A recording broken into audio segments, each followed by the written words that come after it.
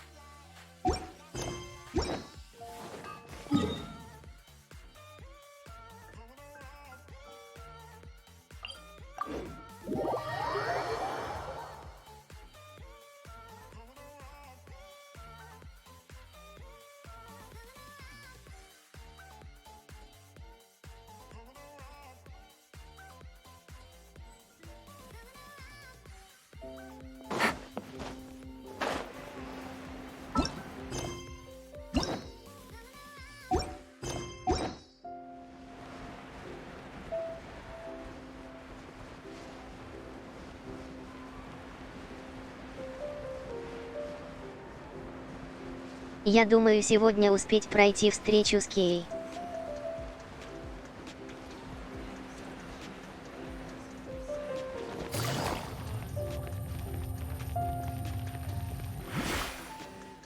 Посмотрим.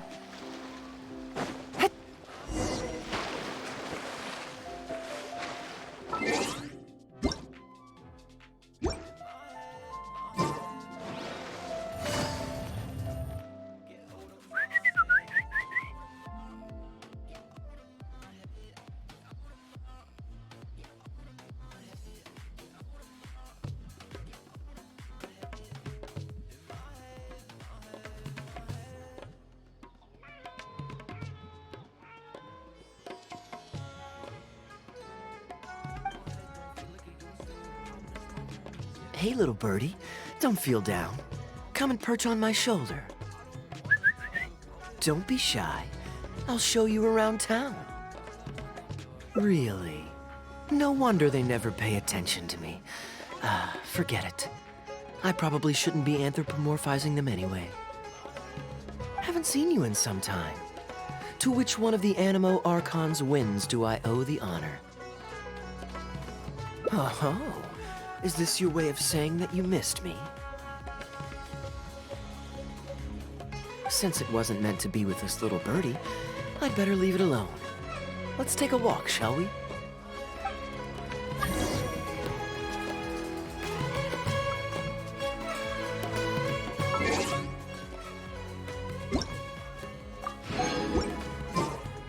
If you're wondering why I'm here, Jean's been worrying about trade safety recently.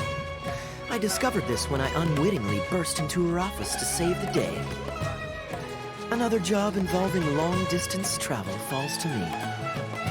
I suppose it's my own fault for having such a strong sense of duty.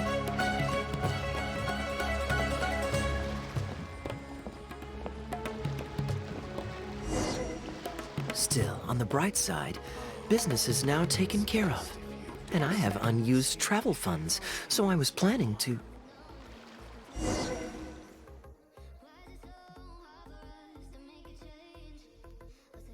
Gundafar, we are in the middle of a war. Your place is at the front lines by my son's side.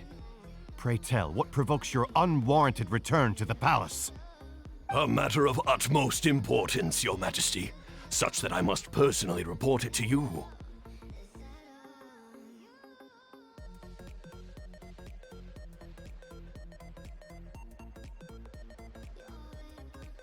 Театральная постановка типа. Huh. Outdoor theater. Looks fun.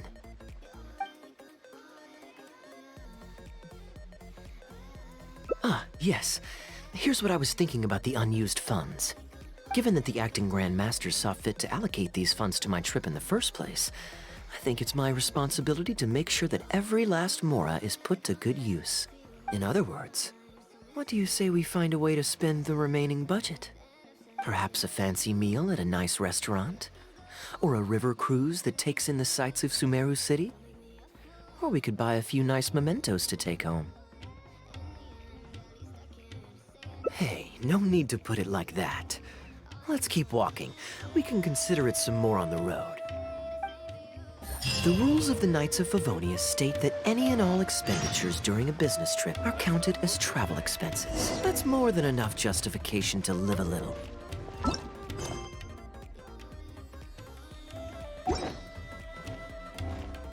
Of course, with me being here on my own, it was looking like a wasted opportunity.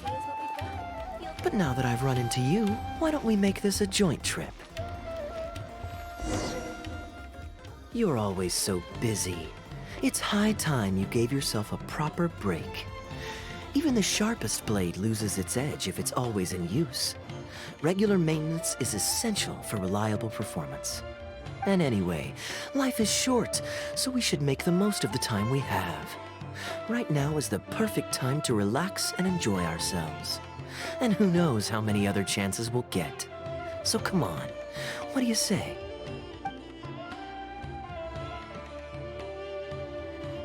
Great. Music to my ears. I'll cover the travel costs, of course. There's nothing more enjoyable than the company of a good friend. Let's call this a nice little excursion to round off my long business trip. Now, let me think where we should go. I've seen a lot of Sumeru already, so let's go for someplace new. How about Liyue? I'd be heading past there on my way back to Mondstadt anyway, so it's not out of the way.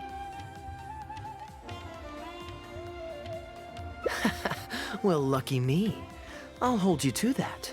Liyue's Ministry of Civil Affairs frequently corresponds with the Knights of Favonius, so the address on their letterhead is one of the few places I'm familiar with. I don't have much luggage, so it won't take me long to pack. Give me a moment, and then we'll head there together.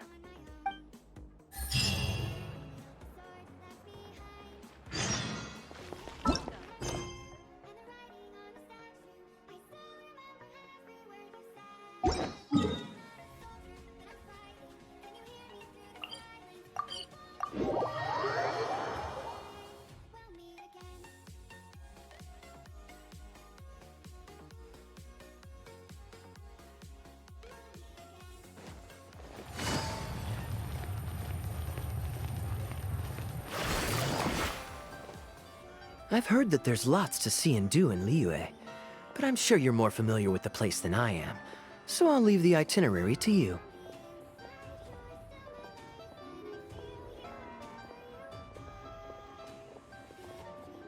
Excellent. Well, hopefully I'll get to know some of these friends for myself. It's such a satisfying feeling to just drop everything, go on a long trip, and see something new. Who knows who we might cross paths with? We might even end up going on an impromptu adventure. Just like how I met you in Port Omos, and now we're here. Come on, let's see what's up ahead.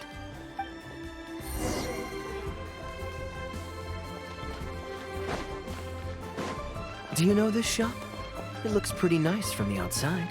Shall we take a look? Welcome to Mingxing Jewelry.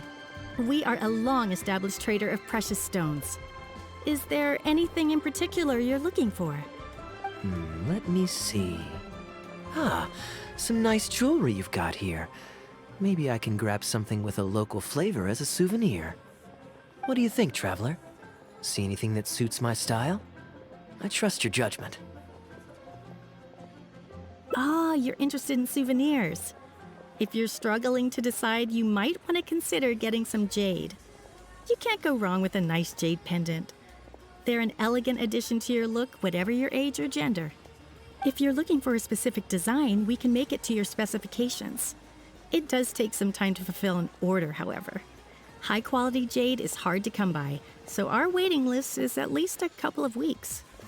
Oh, that's a pity. I'm just visiting and I won't be in town for very long. So as much as it pains me to do so, I'm afraid I'll have to leave this beautiful bijou behind. No worries at all, sir. If you're looking for something off the shelf, why not go and see Mr. Shurto at the Jade Mystery? He also deals in jade and precious stones. Exactly. But on that note, let me give you a word of advice. There's no risk in purchasing a piece of jade that's already been cut. But you could lose all of your mora betting on uncut rocks. I won't say any more, as I don't want my fellow vendors to think I'm bad-mouthing them. But I think you catch my drift. It's only human nature to spend a little when you're on a trip, but don't be too hasty to part with your cash. The Ministry of Civil Affairs takes everyone's economic well-being very seriously, and they often send out the Millilith to spread public awareness of well-known scams. As guests here, I'd encourage you to watch out for anyone trying to rip you off. I think that's sound advice wherever you go into that. We appreciate it, boss.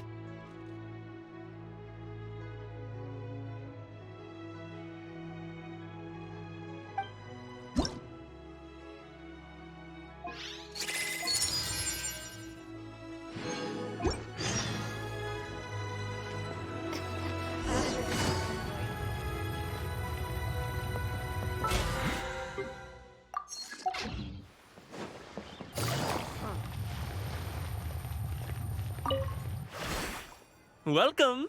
Looking for uncut stones or pre-cut jade? We've got plenty of both for your viewing pleasure. Uncut stones. Ah yes, we were just briefed on that. Let's take a look at the pre-cut jade. I believe I detect a quiet but distinct tone of apprehension in your words. Please rest assured, there's nothing to be quite so wary about with my business. Feel free to peruse at your leisure. I think you'll find that everything I do here is entirely above board and legitimate, and I sell only pure and unadulterated goods. No scam guaranteed. Sure, you can bet on jade and lose if you're unlucky, but that doesn't make it a scam. My terms are clear and transparent, and I only do business with willing customers. What scammer can claim that? Sounds perfectly reasonable. At the end of the day, it doesn't matter how much the vendor is charging. If the customer decides to hand over their money, they're taking the bait of their own free will. Yes, exactly. I'm glad you understand. Although your peculiar phrasing at the end there, you almost make it Чё sound as за if I really чувакеров am scamming начинает people. отслеживать вас? Спасибо за фоллоу.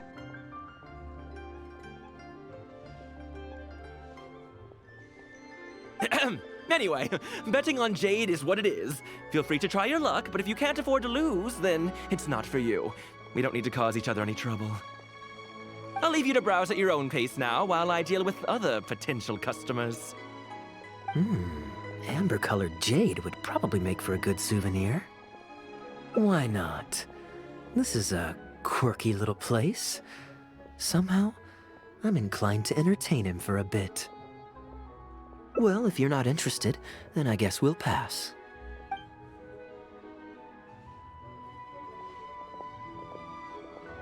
Ahoy there, Captain! Fancy seeing you back in town. Struck any gold lately?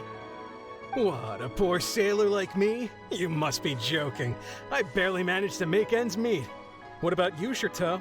Still scamming people with your pile of rocks? Hey! Keep your voice down.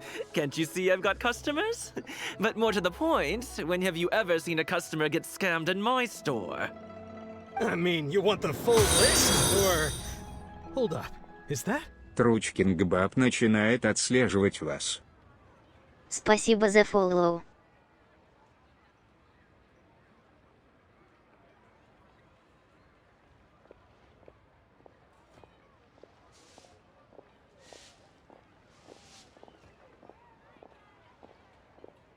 Captain Kaya! What, brings you to Liyue?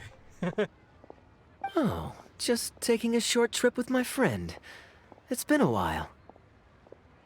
Yes, it's been a good while, hasn't it?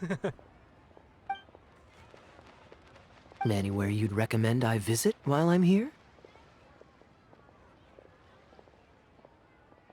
Let me think.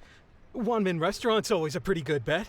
Chef Mao's daughter is a skilled chef, and their prices are very reasonable. My wife can't get enough of their boiled fish. You could give that a try. And, speaking of my wife, she won't let me forget what a great help you've been to us before. So thank you, on her behalf. Your wife? Ah, yes. How is she doing these days? Keeping well? Very well, thank you. Very well. Anyway, I've got something I need to do down at the South Wharf, so my apologies, Captain Kaya, but I'd better get going. All right. See you. Ah, I finally remembered who that was. Captain Wu. He runs a transport business between Mondstadt and Liyue. I see. So you went through that whole conversation with no idea who you were talking to.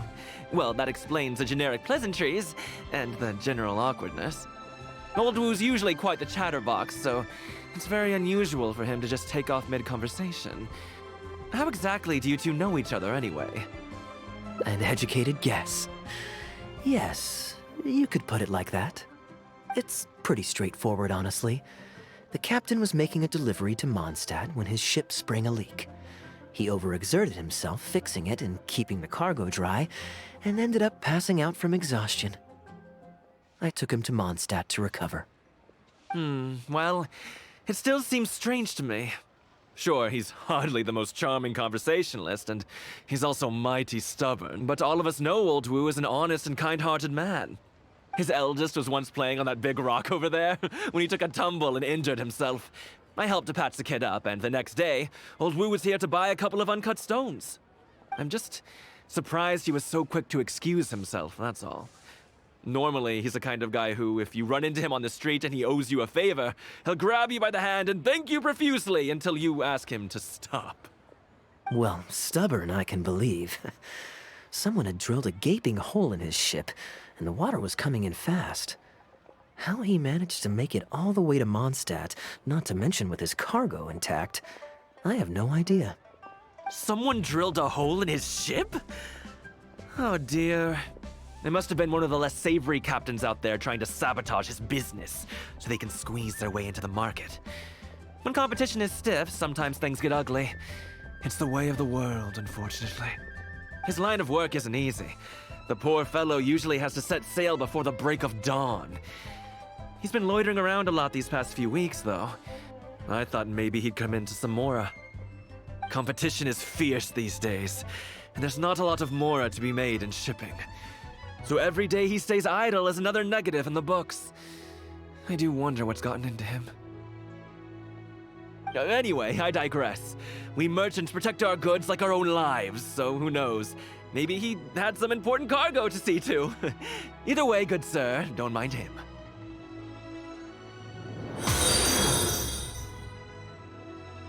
Авидол начинает отслеживать вас. Спасибо за фоллоу.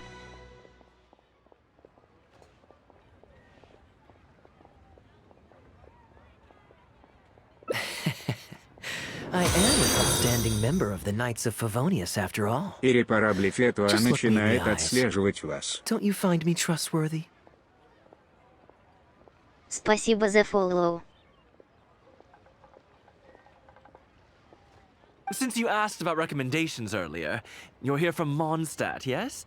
Might I suggest the tea house is somewhere to rest your legs? If memory serves, they're just about to retell the tale of Bravebeard the Valiant from the top. Why not pay them a visit? Sounds interesting enough. Let's check it out.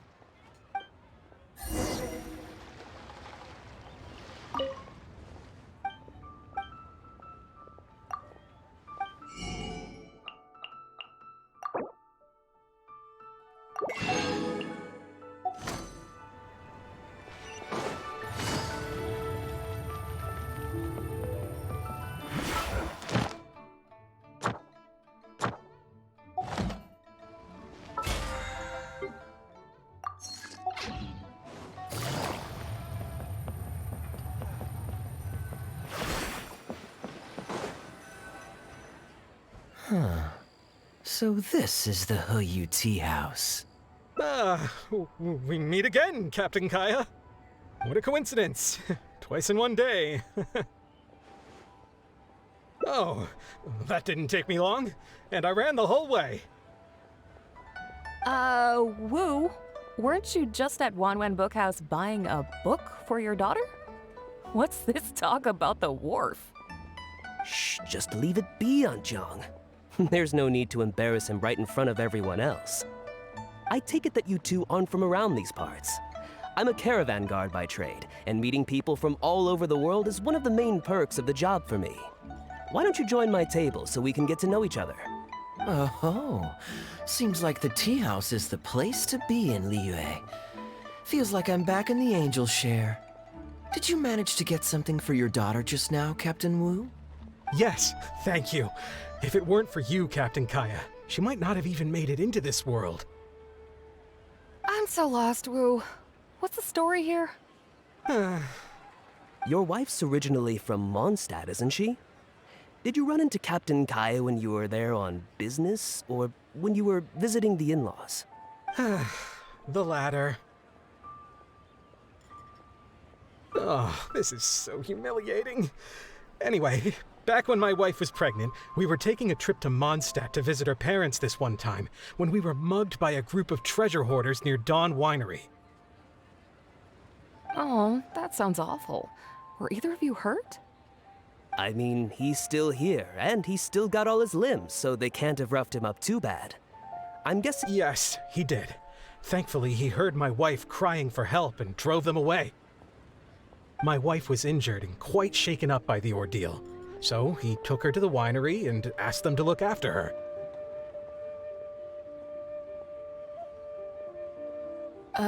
So what happened to you? Where did you disappear to? I was in the water. Huh? What did you jump in the water for? You know they can still get you in there, right? No, that's not... They threw me into the water and, stripped me of all my clothes. They did what? Did they have a weird fetish or something? Stripping a sailor naked and throwing him into the water. It's not like you were going to drown. So, then what? I take it you swam to shore?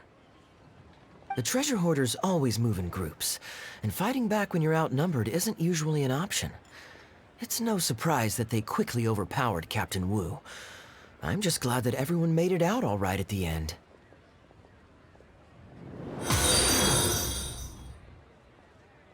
Тенбель 4 начинает отслеживать вас.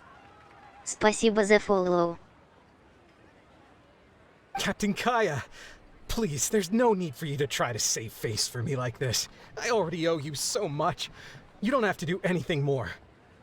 Yet, despite that, I somehow only ended up humiliating myself further.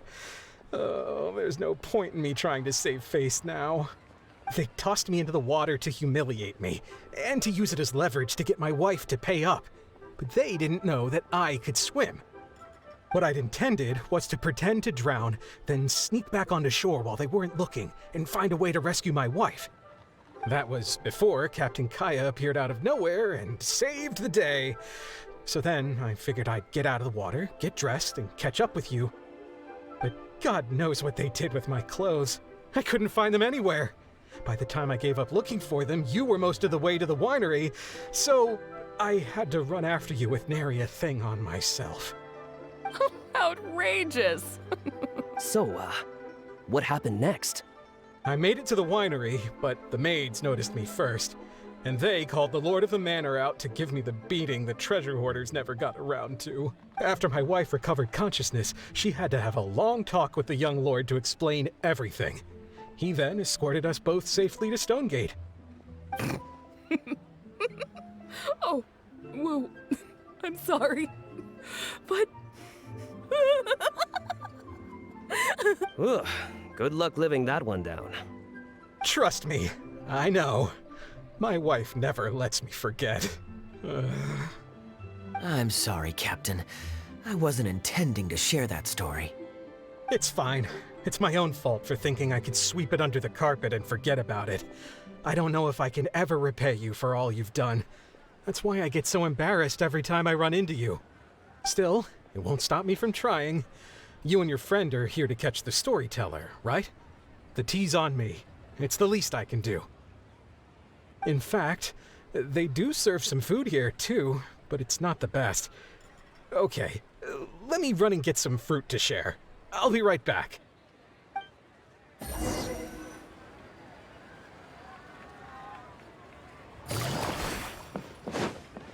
I wonder how much Fanaria caught of that. Old Wu really has no filter, does he?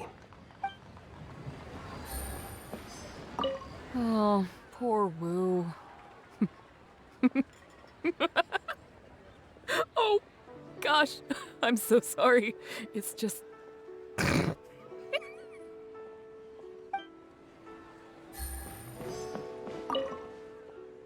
He really didn't have to share all the details of that story. But since he didn't seem to mind, I wasn't about to stop him. I did actually forget at first, but once he brought up his daughter, the memory of his naked escapades came flooding back.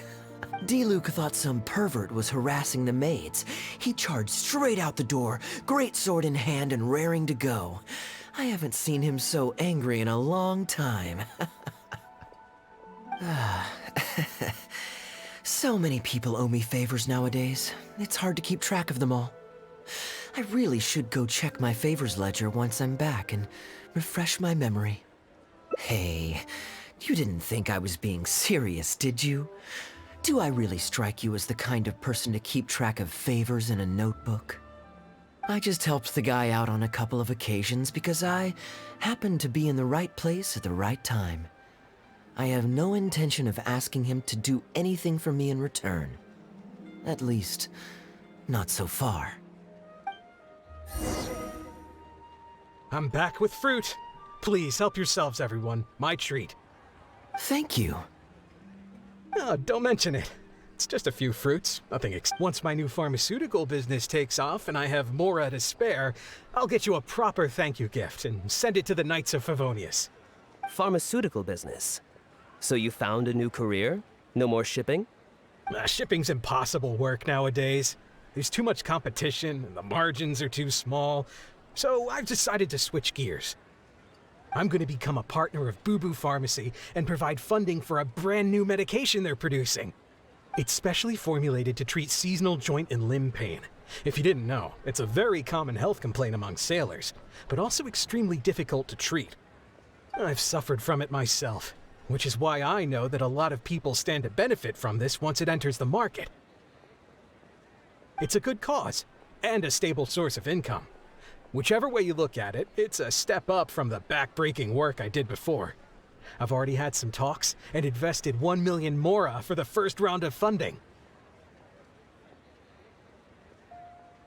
That's impressive, Wu. I wouldn't have thought you had the connections for something like that. So is it Dr. Baiju that you're in talks with? Oh no, not Dr. Baiju. Actually, it was his master, Dr. Baifudze. His medical expertise and clinical experience are second to none, and he really cares about his patients.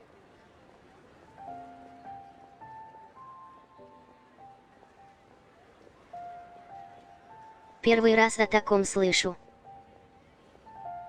He gave me a few of his traditionally formulated bone-strengthening pills when he saw me suffering from my leg pains one day. It was like a miracle cure. The pain immediately went away. Dr. Baiju's master. Yeah, I told him I'd be enthusiastically recommending his medicine to the other guys at the docks. And after some hesitation, he just went right ahead and wrote up a prescription for me, completely for free. He said that he shouldn't really be handing out free prescriptions since, and I quote, "It goes against generations of tradition handed down by our forebears." But he just felt like it was the right thing to do. What a great guy. But I got chatting with Dr. Baiju recently when the Secure Transport Agency did a delivery for Boo Boo Pharmacy. He told me that his master has already passed away. Huh? Why would he say something like that? I mean, the guy's old, but he's still in great health. Captain Wu, where did you meet this old master? Just out on the street? I know that sounds dubious, but this is an educated and respectable gentleman we're talking about. There's no faking that. Hold Hold on a second. I just remembered something. My nephew-in-law met a medicine seller not too long ago, too. He also described it as a miracle cure.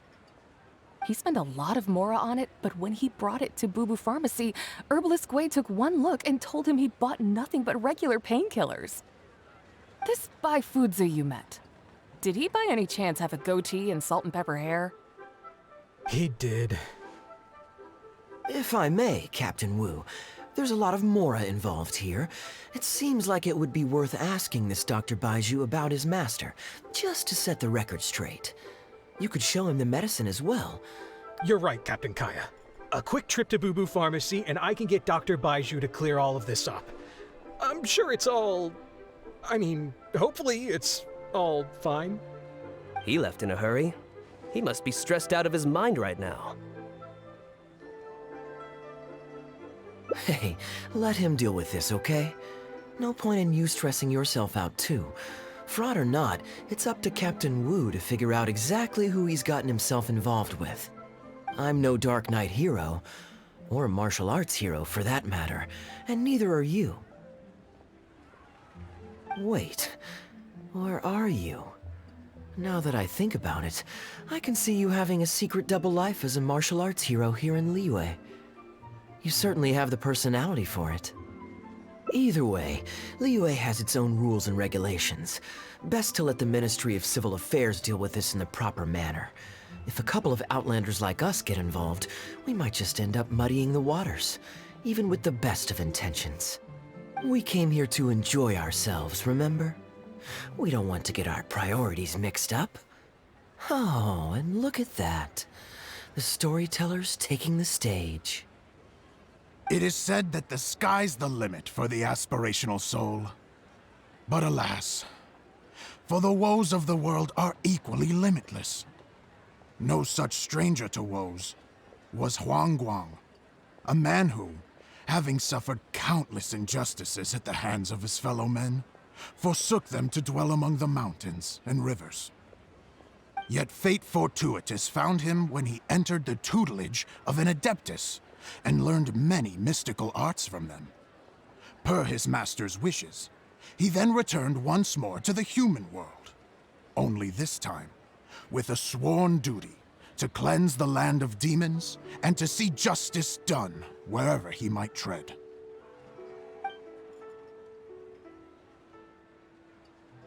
Is that all? Huh. I was hoping to hear the rest of the story. It was all right. I suppose the hero always has to sacrifice himself to save others, and it does make for some good storytelling, but it leaves you wondering how he really feels about the whole thing. Did he ever have second thoughts? Only he can know, I suppose. Oh, I see the show is over. Yeah, I saw Dr. Baiju. Looks like it was a scam after all. Then what are you waiting for? Don't just stand there. You need to report this to the Ministry of Civil Affairs right away. Hold on. Let's not lose our cool. Get your story straight first, so you can give them a clear and detailed account of events in the order that they occurred. And one more thing. Do you still have a way to contact this guy? Well, I'd arranged to meet him at the Yunshang Tea House once I've withdrawn the next sum of mora, so I suppose he'll still be waiting on that. Okay, so you've got another meeting lined up. I've got no one to blame but myself for this. I can't believe I was so gullible. I guess the world isn't made for naive simpletons like me. Young lady, you're a good person, and I'm touched by your words of comfort. Still, it's up to me to find a way to get my mora back. The consequences are mine alone to bear. At my age, I'm sure I should be comforting the young with words of wisdom rather than the other way around. What does that say about how I've spent my life? It's obvious, isn't it? He needs to report the case to the Ministry of Civil Affairs. Come with me.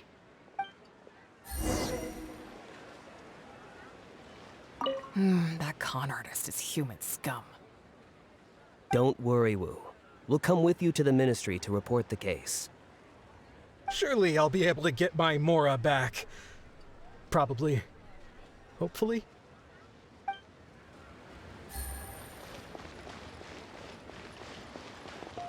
Take it easy. I am quite curious. How does our chivalrous martial arts hero intend to come to Captain Wu's rescue here? There are countless victims of injustice in the world. We can't try to help each and every one of them, can we? Oh, I'm surprised. I didn't know you thought of me as someone who helps other people unconditionally. I'm genuinely flattered. But we both know that I'm not that kind of person, really. Your logic is very straightforward, and quite endearing in its simplicity. But I like how you think, so I'll indulge your martial arts hero aspirations for now.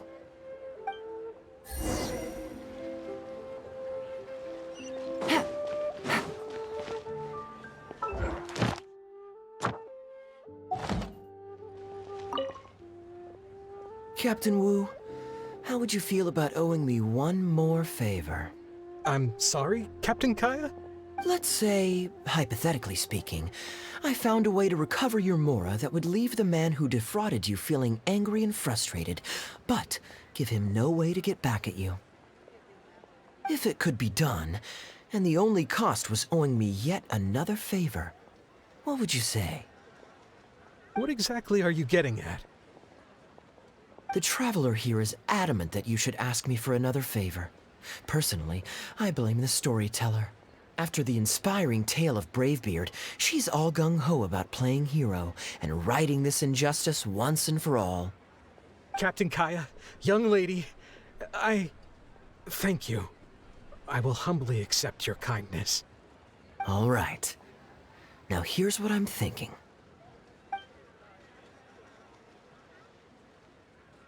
All right, then it's settled. Per our brave hero's plan, let's rendezvous at Yanshang Tea House tomorrow.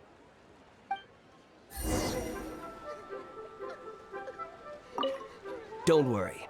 You can count on us. Absolutely. We're all neighbors here. Old Wu's problems are our problems too.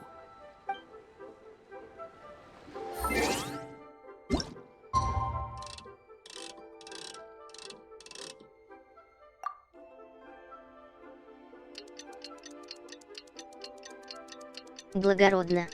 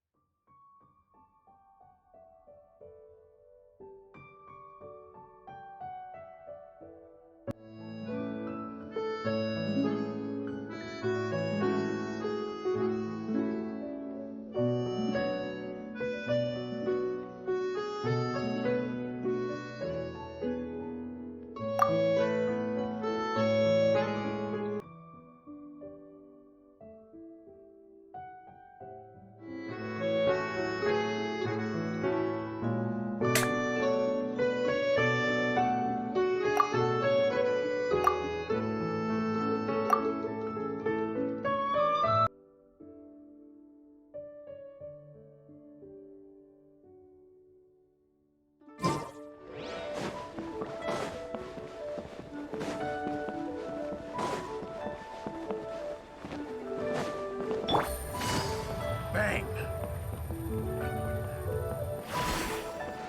Take it easy.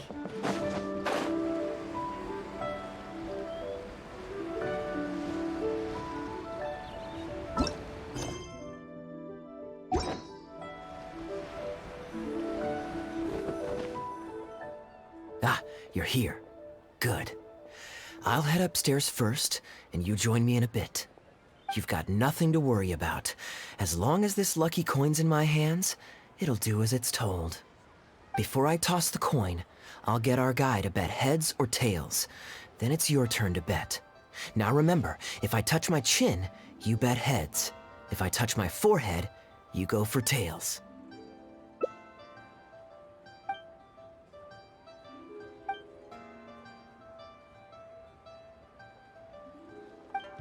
Hello, So, are you waiting for someone?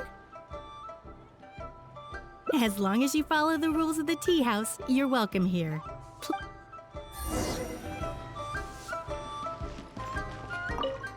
As long as you follow the rules of the tea house, you're welcome here. Please be our guest.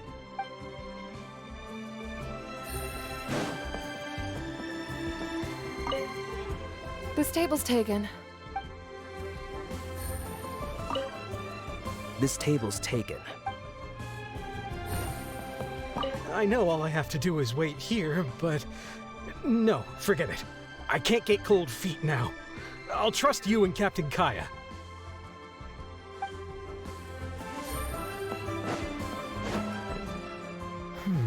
From the way you describe it, Liyue does sound like an attractive place to settle.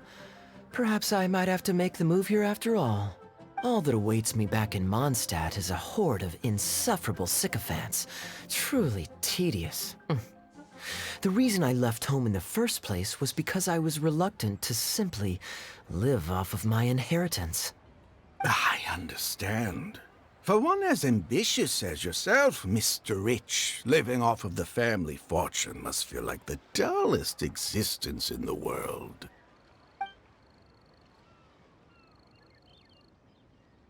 What are you doing? It's common courtesy to introduce yourself. Can't you see we got here first? They're running out of tables, huh? Looks like this location's getting too small for them. Very well, I'll make an exception for you this one time.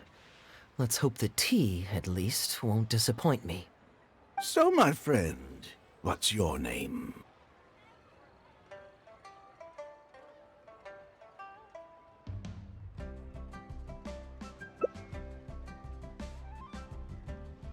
Here is the tea that you ordered. Please enjoy. Ugh, this tea is... never mind. Mr. Bai, this has been a most pleasant and insightful conversation. I consider it good fortune that I encountered such a refined gentleman as yourself so far from home. Please allow me to pay for the tea. Yes, good fortune indeed. In that case, I must thank you for your generosity. You there. I'll get yours too. Oh, you can't tell? My family's lived in Mondstadt for generations. I got bored sitting around at home and decided to set off on a journey to expand my horizons. The sights of Liyue Harbor are rather spectacular. I've half a mind to buy a waterfront property here so I can come vacationing every year. That would be quite nice. If the family would spare me a little loose change, I could even invest in an antique shop or two so I have something to do during the day.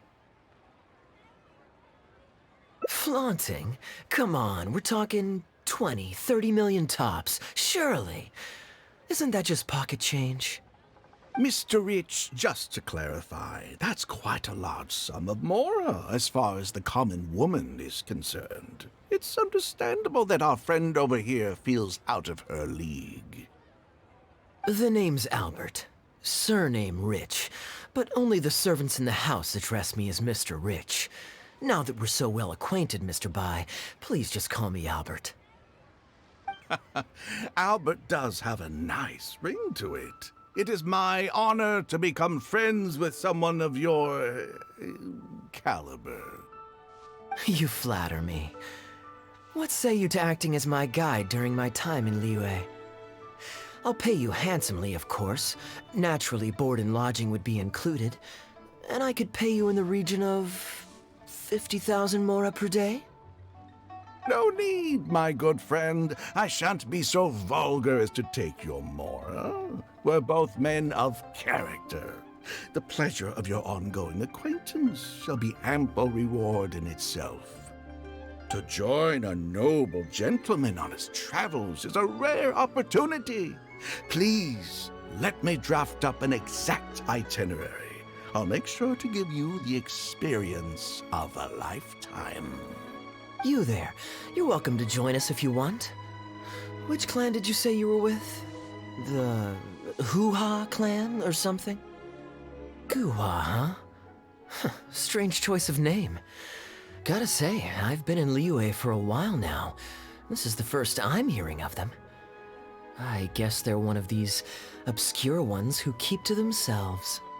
Yes, well, there are many martial arts clans and factions in Liyue. It's only natural that you haven't become acquainted with all of them. Ha, fair enough. Still, weird name. Seriously though, what kind of skills do you guys train anyway? It's all for show, right? I saw some people performing a few tricks down at the wharf. Is it that kind of thing?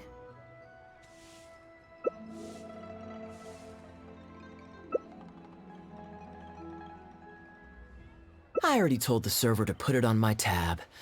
Don't bother getting her to split the bill. It'll only complicate things. Young lady, there's no need to take things so seriously. Why don't you loosen up and enjoy the free drink? Are you trying to make a point by throwing my generosity back in my face? All right then. What if I say your bill is mine and don't let you pay? Please, my friends, let's not get so worked up. Yinchang Tea House is no venue for a duel. We'll all get escorted right out the door. You young people have hot tempers, I understand that.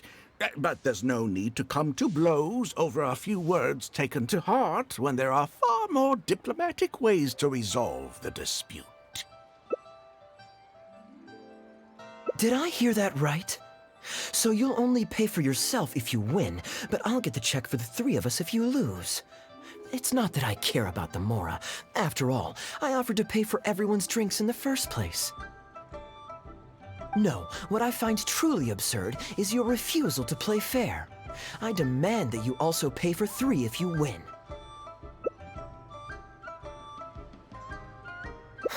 Fine.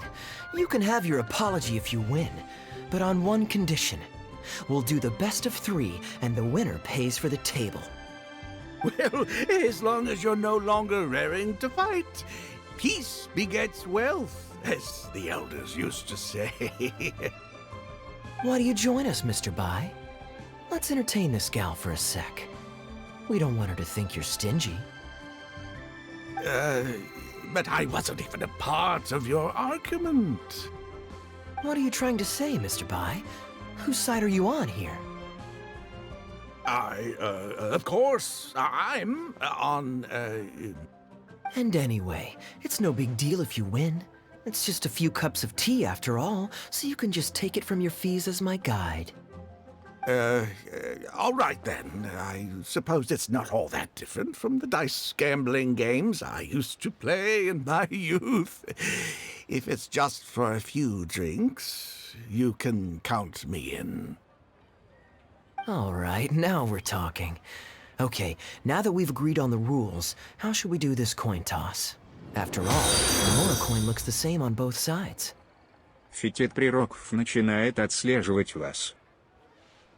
Спасибо за follow. Well, that should be simple enough. Here, I'll take this coin and ask the counter to draw a line on one side. You two can wait for me. Ультиматишом начинает отслеживать вас. Спасибо за follow. Young lady, I can see that you haven't spent many years in the real world. Everything far too personally. Антикуэти Дмитья 8 начинает отслеживать вас. Спасибо за follow.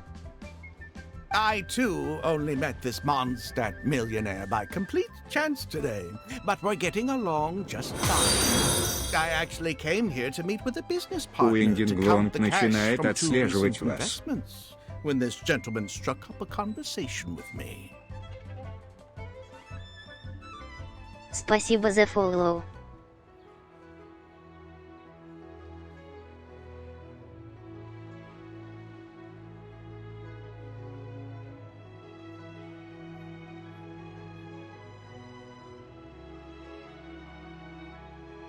In the real world, you've got to keep up appearances. There's no need to offend the rich. After all, if you keep them happy, you can probably make some more off of them, too. You young people are much too impulsive. It pays to keep a level head. Just so we're clear, let's say the marked side is heads and the unmarked side is tails. Everyone has to pick a side before the coin toss. Oh, and no takebacks. We should also take turns tossing the coin. Sounds fair to me. Why don't you do the first toss, Albert? All right, then, I'll start us off. Here we... Oh, wait. I nearly forgot to collect everyone's bets. Mr. Bai, heads or tails? I suppose the choice is arbitrary since it's a 50-50 chance. I'll go with tails. Let me think. I'll also go with tails. What about you? Heads or tails?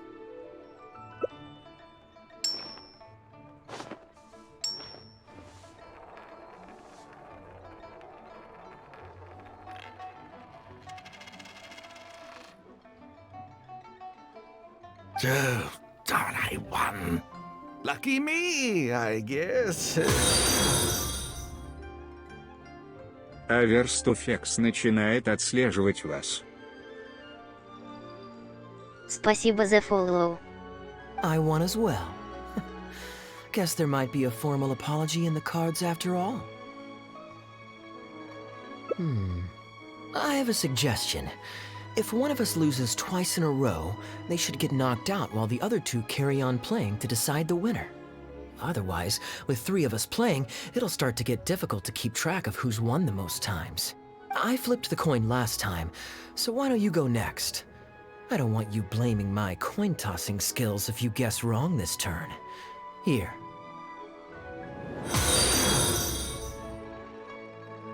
Флуффимпет начинает отслеживать вас. Спасибо за follow. Now just wait a second, my dear friends. Please let me do the second toss. Oh? Anxious to take your turn, Mr. Bai? You are both young, and I've already seen your short tempers for myself. If Albert loses this round and this young lady wins, you'll be tied. And before you know it, you'll be at each other's throats again. Well, that's not my only consideration, either. You two may be too young to know this, but I've been around the block a few times. What's to say this isn't a trick coin? Бурнинг Субстакс начинает отслеживать вас.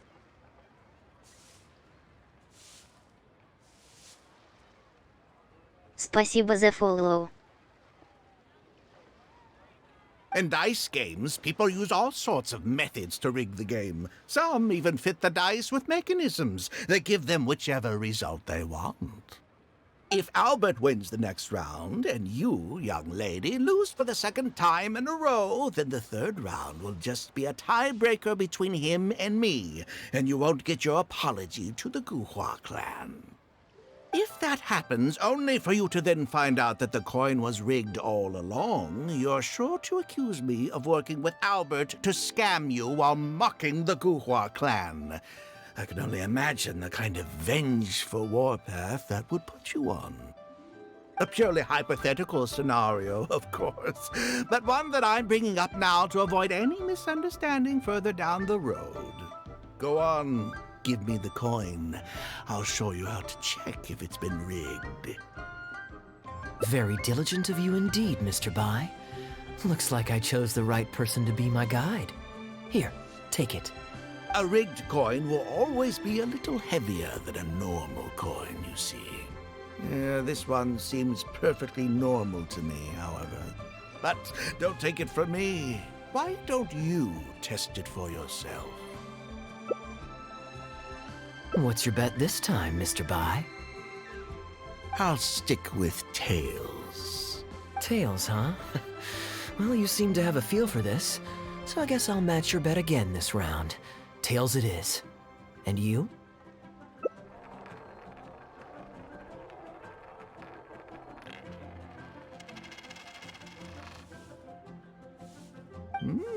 Well, my luck's still just about holding out. The three of us are now tied, so no one drops out. Certainly better than Albert and I going head-to-head in the final round. Well, here you go. What'll it be, Mr. Bai? It's a tough decision this time. That's what makes it fun, isn't it? Anyway, there's no need to stress. What's the cost of a few cups of tea compared to 50,000 I'll be paying you начинает every day? отслеживать вас.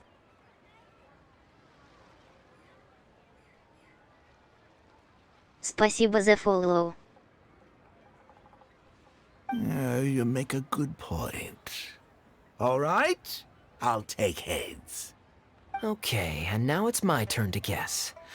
Not that the outcome matters either way to me. I won't even notice the more is gone. Whatever, I'll take tails.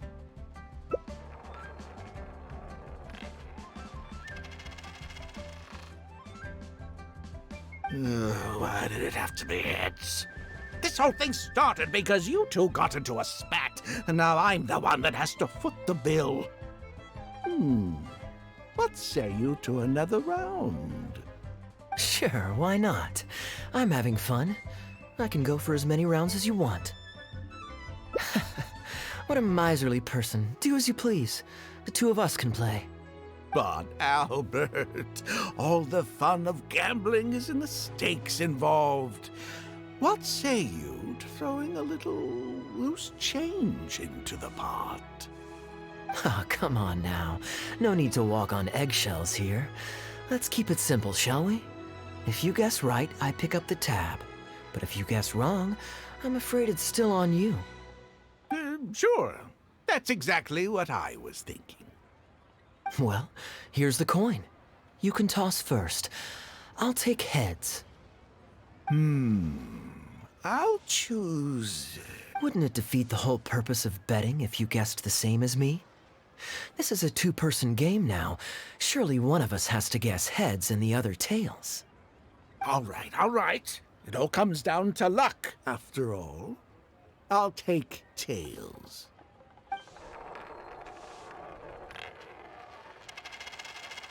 Ooh, looks like Rex Lapis has smiled upon me today after Интегратик all. Грида начинает отслеживать Thank you вас. for the tea, Albert.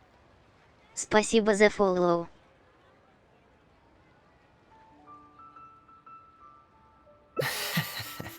Look at you getting so giddy over some chump change. It's like you've never gambled with real money before, my old man. That's a real rush, I'm telling you. This is nothing by comparison. In fact, I'm starting to get a little bored. Well, in that case, would you care for another game? Sure. Let's up the stakes a little this time. Shall we say 50,000? Oh, maybe that's a little on the high side. What, 50,000? But that's just a single day's guide pay for you. All right. I'll bet tails. Great, then I'll bet heads. No takebacks. Heads. Tails.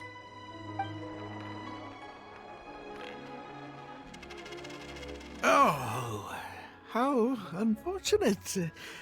I shouldn't have gotten greedy. After all, in the long run, gambling is always a losing game.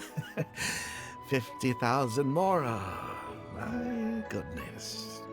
Albert, I'm terribly sorry, but as it happens, I forgot to bring my coin purse with me today.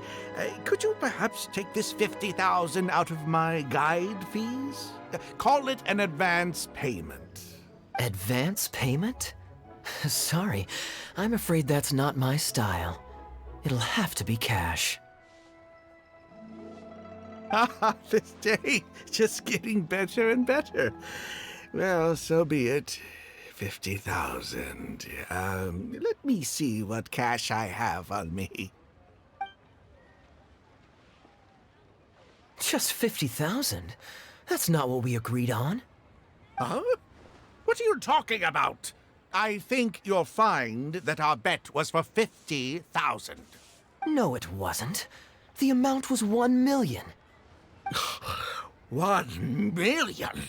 Are you insane? Come on now, Albert. Be serious. 1 million here and 1 million there might be all fun and games to you rich types, but to ordinary folk like myself, this is no laughing matter. I'm being perfectly serious. I know what I said, and what I said was 1 million mora. You're lying through your teeth. Hey, young lady, you tell him. Did you hear him say 1 million at any point during our bet? Huh? What the? I'm not deaf, you know. I swear I heard 50,000. Wait. Oh, I see. You two are in this together. I never met either of you before today, and out of nowhere you suddenly roped me into betting over a coin toss, and now you're accusing me of owing you 1 million mora. Huh? Do you have any idea who you're trying to cheat? I know all the tricks in the book. I can't believe a couple of beginners like you managed to get this far. Well, don't you try to celebrate just yet. You amateurs have a lot to learn about the art of the con. Do you really think that nobody else will have heard all the commotion we just made? All I need is one witness, and this little scheme of yours falls apart. Frauds! Frauds, I say! These two kids are trying to scam me out of my hard-earned mora! Hostess! Oh, hostess, come quickly! How pathetic. What is going on here? If you can't abide by our rules, you're not welcome at Yenshang Tea House. I don't care what the issue is. You don't get to make a racket like that in here. Halberd! Fang! Wait, don't throw me out! These two con artists are trying to steal my mora. You can't let them get away with it. Well, let's take this somewhere else. I don't want any of you disturbing the other guests.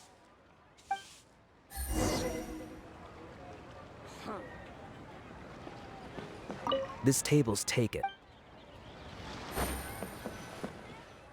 Okay, you two. Care to explain yourselves? Gladly. He's making up completely spurious claims. We were betting mora over a few coin tosses, and now he wants to back out. In the land of contracts, of all places.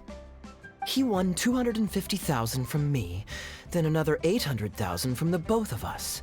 Now he's refusing to pay up the measly 50,000 that he lost in the final round. Okay, so after settling up, a total of 1 million mora should have changed hands. Sounds plausible enough. Oh, it's a complete pack of lies! Hostess, if you don't believe me, ask anyone else in the tea house. These kids were so loud, I guarantee you everybody in that room knows the true story. Sorry to interrupt you all, but you're witnesses to the situation here. Is what Mr. Bai says true? Oh, thank goodness you're finally here. What took you so long? That old guy's been bragging about the mora he's won so loudly, I'm surprised the whole street didn't hear him. I was about to report him to the Ministry of Civil Affairs. Leave me out of this. I want nothing to do with gamblers and scammers. Please, just bring me my check. Our new owner laid down the law not too long ago. We turn a blind eye towards casual games of dice, but there is zero tolerance for any explicit gambling with real mora. Return any winnings to the party you took them from, and we'll say that none of this ever happened. Otherwise, I'll have to bring in the millilith. And I can assure you that they take a more hard line on this kind of thing than we do. Why should I have to give them any mora? I don't have any mora on me. Oh, but I think you do. 2 investments, was it? One of them to the tune of exactly 1 million, as it happens. Oh, and don't forget you still need to pay the tab. You... Wait. How did you... Halberd! Fang! There's a gentleman here that I'd really like you to meet. Please don't. I'll pay, all right? This was never your mora to begin with. We'll be returning it to its rightful owner now.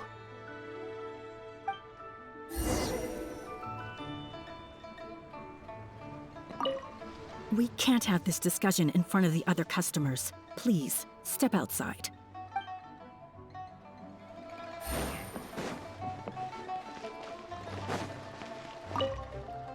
What did you think, Captain Wu?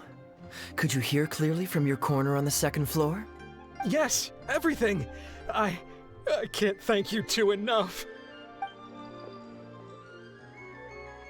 Woo. This was your doing, wasn't it? You and this monster planned the whole thing. Along with that blonde one. And all the customers on that floor were in on it too, weren't they? I know where you live. And I know what your wife looks like. And your pretty little daughter, too. You crossed the wrong man today. Who'd be scared of a crook like you? I'll take you on any day of the week. Well, let's see how long that false bravado of yours will last. Oh, look at that. He figured it out. Guess he's not as dumb as we thought. Don't you two get cocky either. Just you wait. I will hunt you down. My apologies for having to leave this question until you'd vacated the premises. But I couldn't have things escalate inside the tea house. I hope you can understand our position. I noticed that all the guests on the second floor were present before you took your seats, then left almost immediately after you did. Would I be correct in saying you were looking to set this man up? Wait, so you saw through it right away? Under normal circumstances, we would never tolerate a scheme like this taking place on our grounds, as it risks damaging our owner's reputation. However, I understand that our owner holds the traveler in high regard and must have good reasons for their actions. Still, I would appreciate an explanation, if only so that I can answer to the owner. Ah, as I thought. When you're operating on someone else's turf, you run the risk of clashing with the master of the house. Thankfully, we considered that possibility before going ahead with our plan. Over to you, brave hero. You're the one with the connections in Liyue. It's your time to shine. Okay, I understand the situation now. It goes without saying that I have no wish to stand in the way of your chivalrous deeds. I'll report everything you told me to our owner.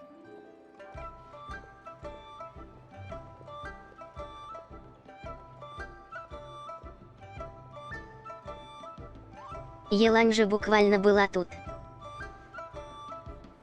Хих.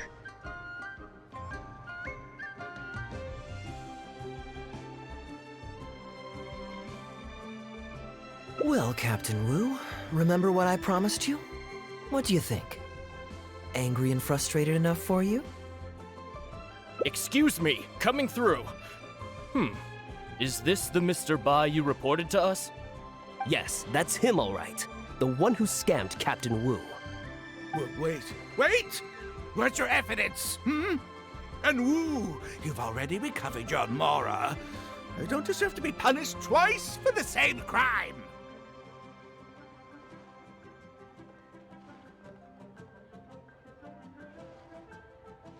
Ну так это единое наказание.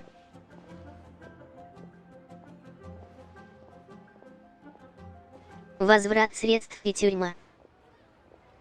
You can't talk your way out of this one. You're already suspected of defrauding multiple victims out of smaller amounts, and the combined total meets the threshold for a conviction. If it turns out you're guilty in this case too, it'll only add to your sentence. Does the plaintiff have any witnesses? If so, we'd really appreciate if they could come with us and provide a testimony. You got tangled up in this too, huh? In that case, please come with me. Your witness statements will play a crucial role in helping to move this case forward. Don't worry, we won't take up too much of your time.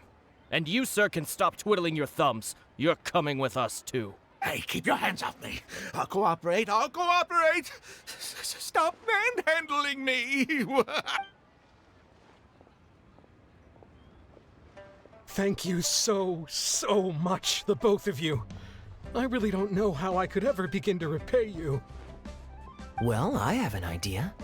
We originally came here to do some sightseeing. Anywhere you'd recommend we go before the end of our trip? Let me think. Now, where would I want to go? Hey! Sounds fun to me. Let's go.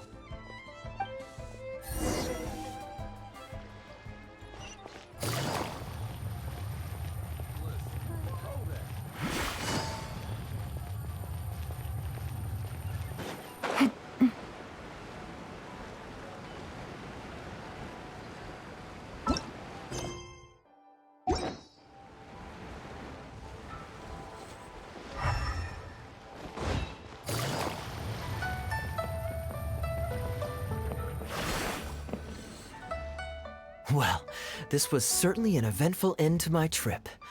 It wouldn't have been possible without you. Or my lucky coin, of course.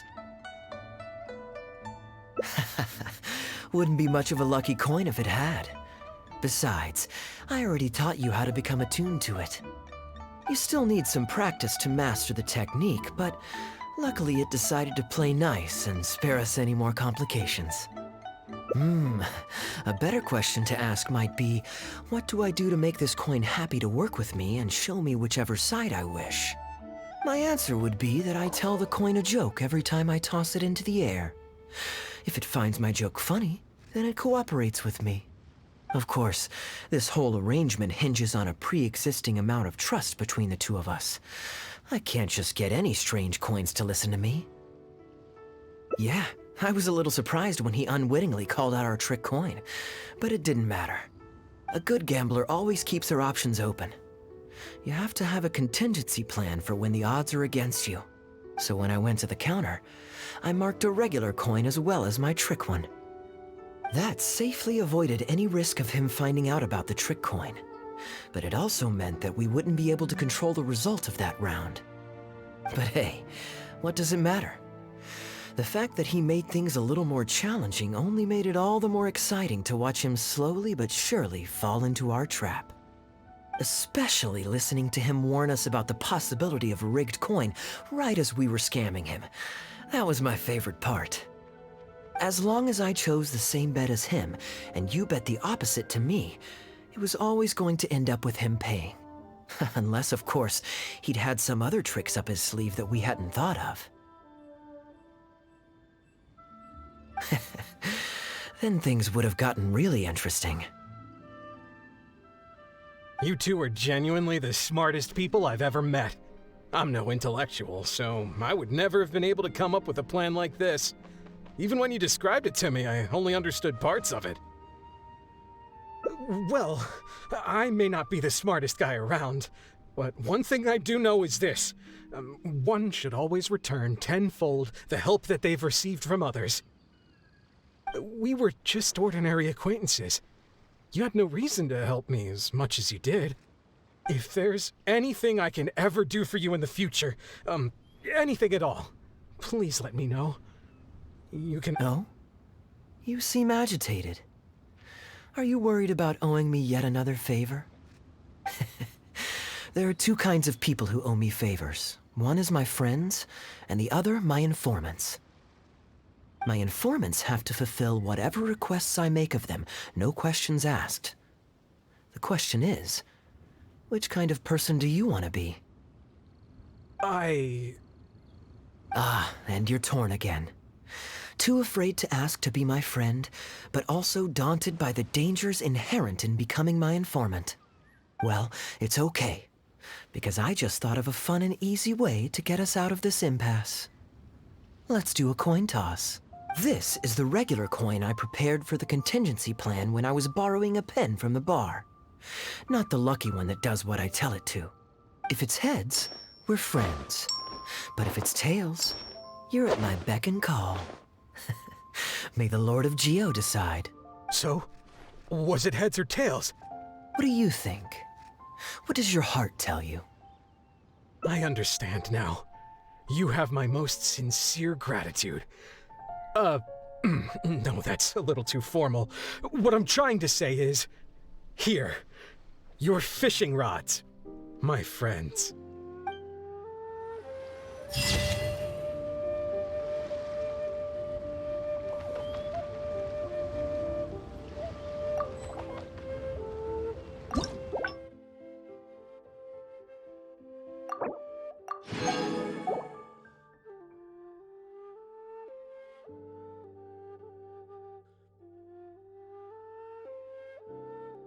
прикольный квест, мне понравился.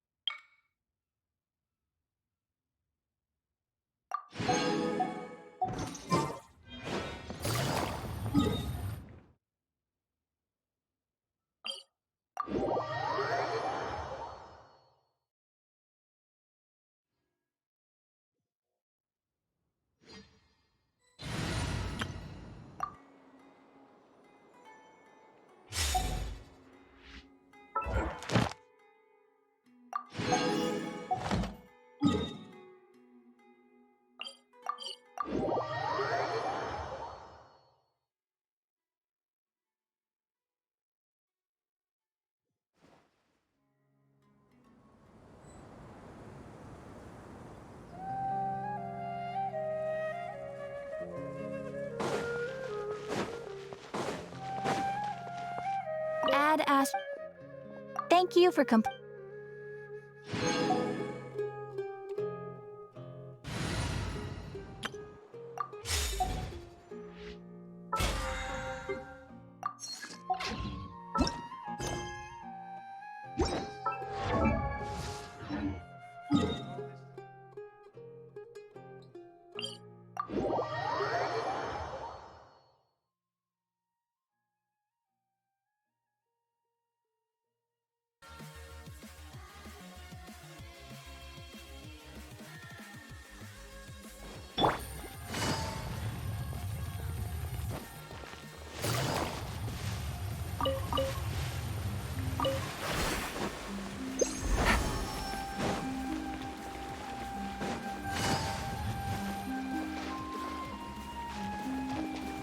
Take it easy. Take it easy.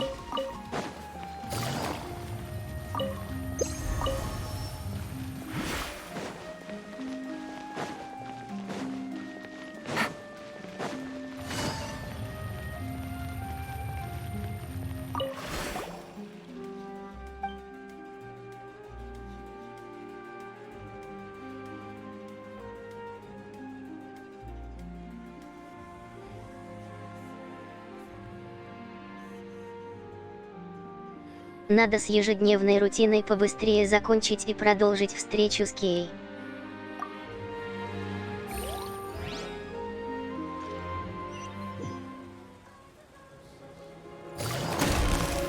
Here comes the catch.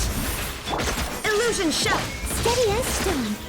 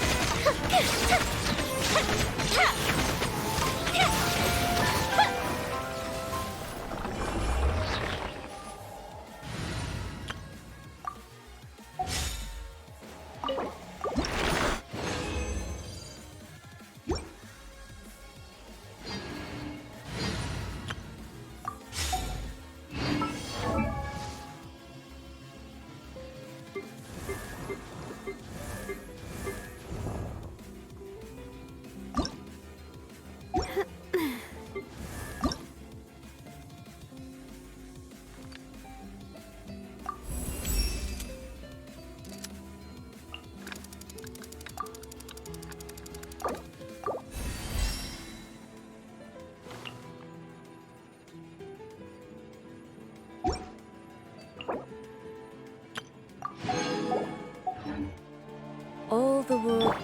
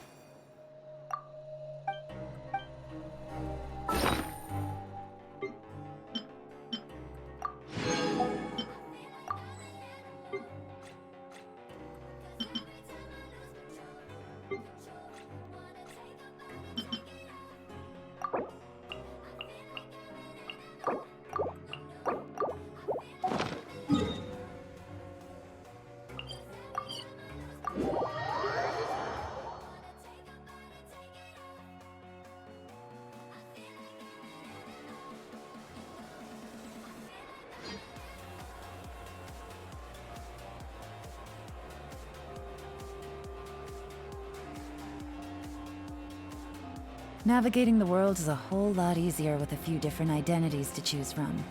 Need me to come up with some for you? I'll think about it. There'll be an extra fee for that.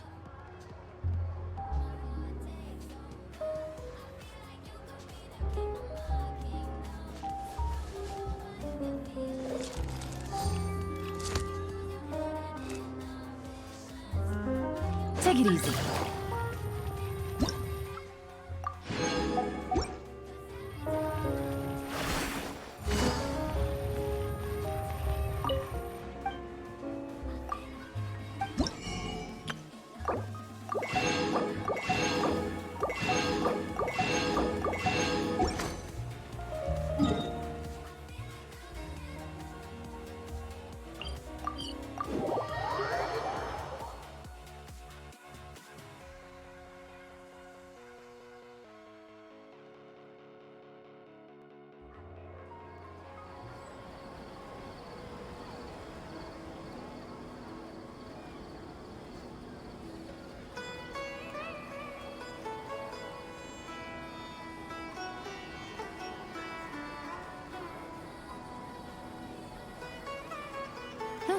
Good roll. All right, maybe I'll take one more day off and knock out the rest of the work once I'm feeling up to it.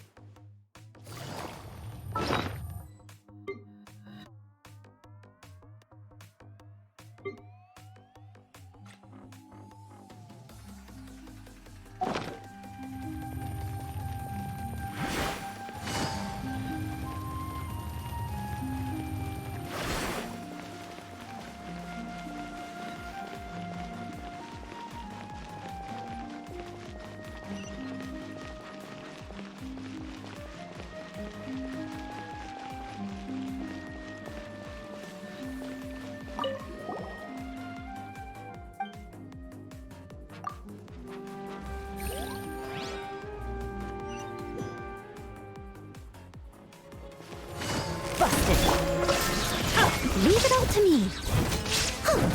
Gotcha.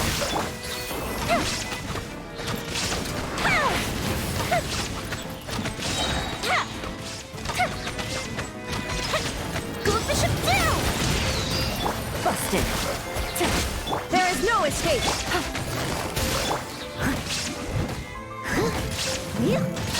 Steady as stone.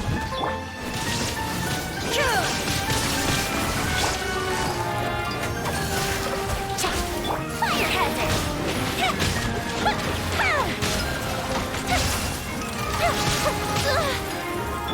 Torn to oblivion!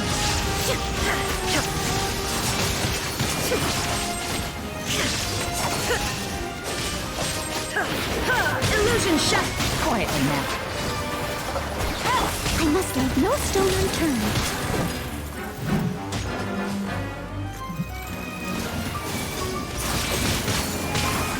There is no escape! Feel the flirt!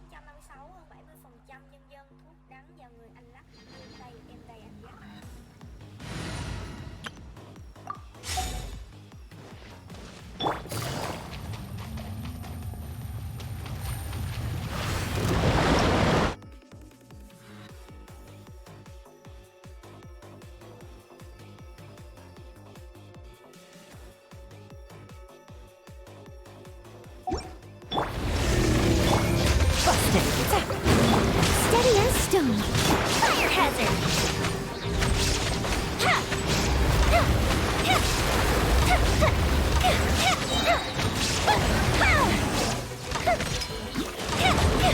Illusion shattered. Inazuma shines eternal.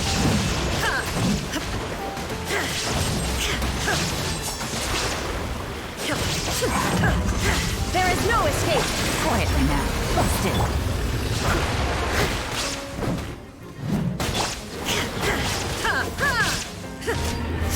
Shine down. Fuse is lit.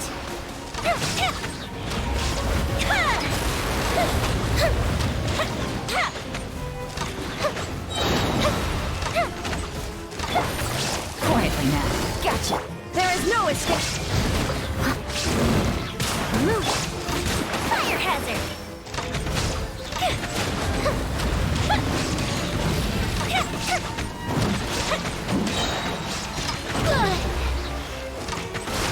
Illusion shattered.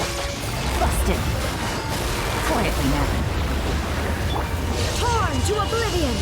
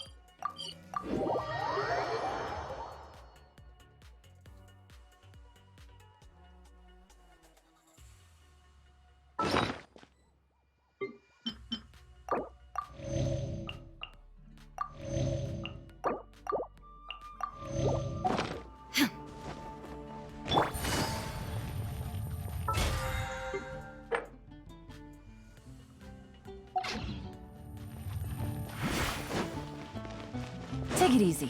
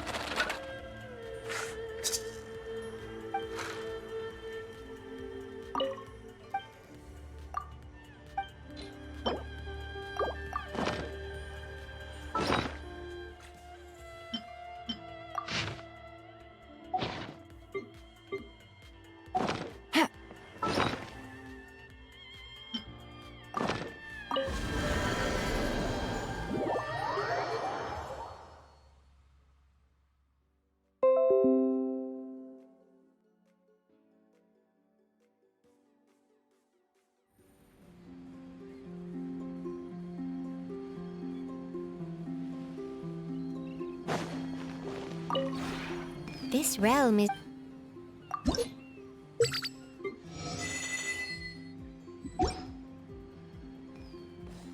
If you ever...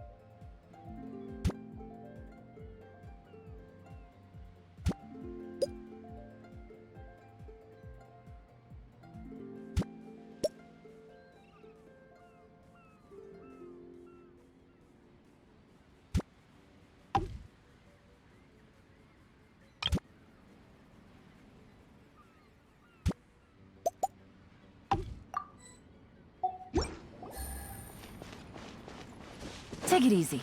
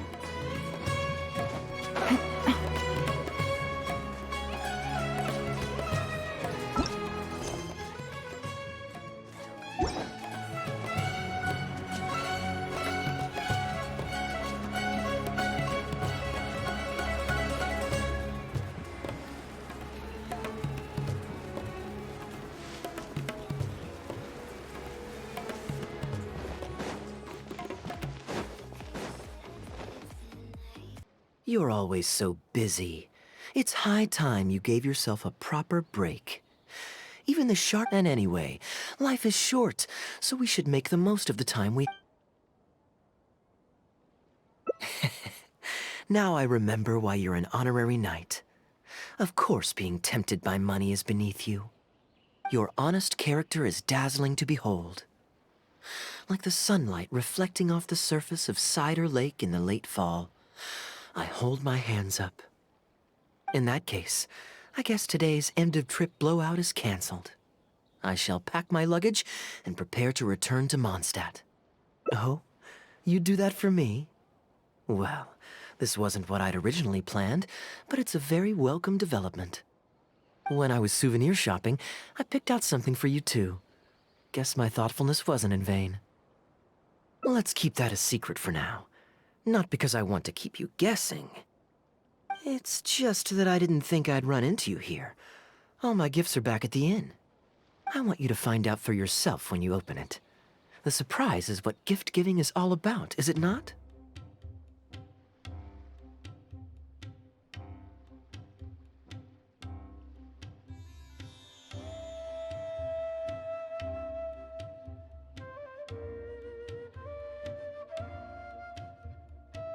Then it's settled. We'll leave together shortly.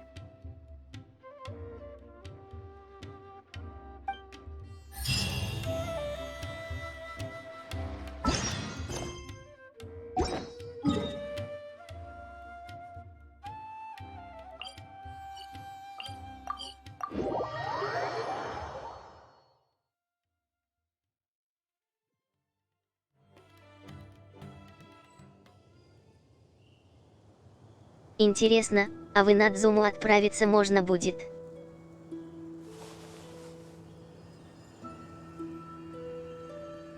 Конечно, вряд ли, но все же.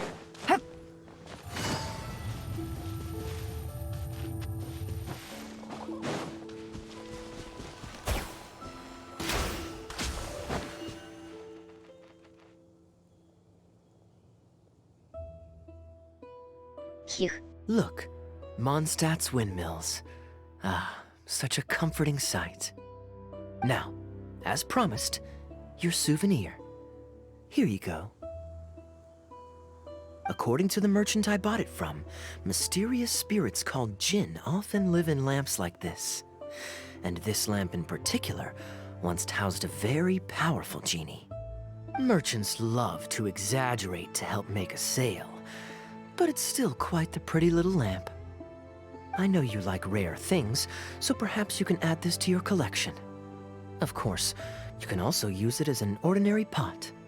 Personally, I think it'd make an excellent wine vessel. You're welcome. I'm glad you like it. I'm ready to head into the city now. You're free to join me, or you can make your own schedule. I could give everyone their souvenirs first, but I'm not sure whether I'm in the mood for running around and visiting people right after the long journey. Maybe I'll take a breather first. But I know I'll only get bored sitting in my room alone. Ugh. Do you have any suggestions?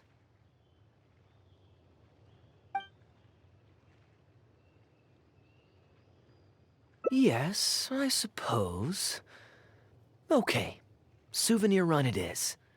They're mostly people you know, so it'll be a chance for you to say hi to some people you haven't seen in a while. Let's start by going to the Knights of Favonius headquarters. Jean and Lisa will definitely be there, and with any luck, we might run into a few others too.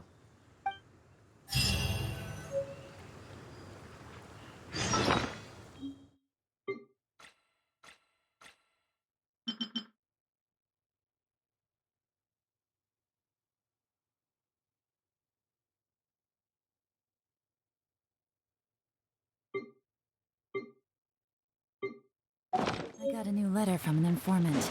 Looks like the situation has changed again.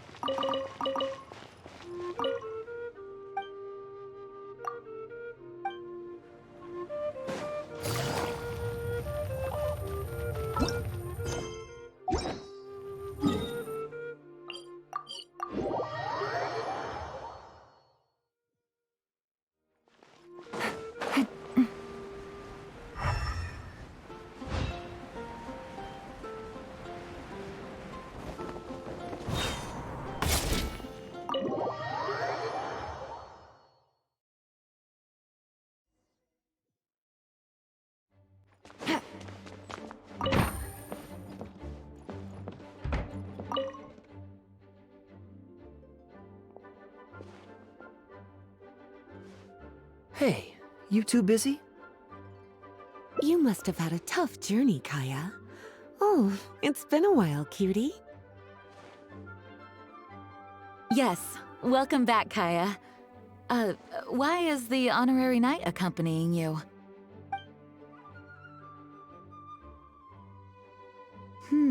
I understand. Back to matters at hand, Kaya. I have already received your report. You did well this time, thank you. A few days ago, we received a letter from the representative of the Wine Merchants Association in Sumeru. It was thanks to your on-the-spot decisions that further losses, due to continued delays, were avoided. Just doing my duty. Anything to reduce the acting Grandmaster's workload. Oh, I nearly forgot. I have some unused travel funds. I'll return the surplus now. Given the suddenness of the situation and the difficulty in resolving it, I authorized a greater than normal disbursement in case of unforeseen circumstances. But I didn't think there would be this much left over. Thank you, Kaya. Just doing the right thing. But I'm not actually here for a post-trip debrief. I brought some souvenirs back for everyone. Souvenirs from Sumeru? Here, the letter opener is for Jean, the jeweled brooch is for Lisa, and the items in the box are for everyone else. The artistry of this is exquisite. Look at the ornamentation on the sheath. This must be one of those crafts unique to Sumeru. It's my first time seeing one in person. Thank you, Kaya. I love the color of the gem in this brooch, and the setting is so elegant. You have excellent taste, Kaya. This can't have come cheap. It wasn't too bad. I didn't spend too much. Might I intrude a moment? Albedo, is that you? Come in. I finished the latest quarterly expenses report for the workshop. It's ready for your review. Traveler, greetings. And Kaya, welcome back from Sumeru. I haven't seen you in a while. You two look like you're in good spirits. As a matter of fact, the honorary knight and I traveled back from Sumeru together. Ah, yes, and I brought some souvenirs for you and Klee. They form a set. Hold on, let me dig them out. You're too kind. Klee has been constantly inquiring as to the timing of your return lately. Since you weren't around, she thought you had also been grounded, and that it would be a long time before you could come out. Children always have the most peculiar way of looking at things. Also been grounded? Sounds like things haven't been too dull for you all in my absence. It's Klee's third time this month. Evidently, you're not the least bit surprised. No. On the contrary, what would be a surprise is if Klee ever managed to stay out of trouble for a substantial length of time. Anyway, since my souvenir is part of a set with Klee's, there's no rush to give it to me. When Klee's next, released, I'll bring her to see you sometime. We'll call... Sure, makes sense. Leave the surprise for the person who'll enjoy it the most. I'll leave these documents here. I'll take my leave now, everyone.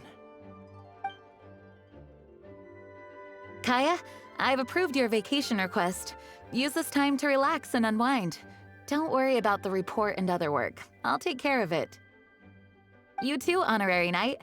There isn't any work the Knights of Favonius require your assistance with at this time, so please take it easy. Thank you. Then we'll be going now. Enjoy your vacation. But don't forget to return the Fox and the Dandelion Sea series before it's due. Don't worry, I'm nearly done with those.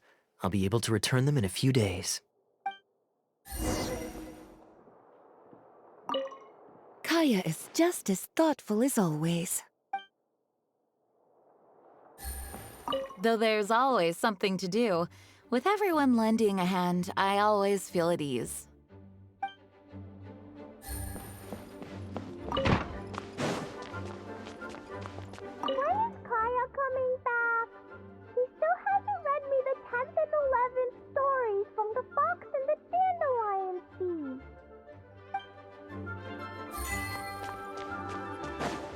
Take it easy.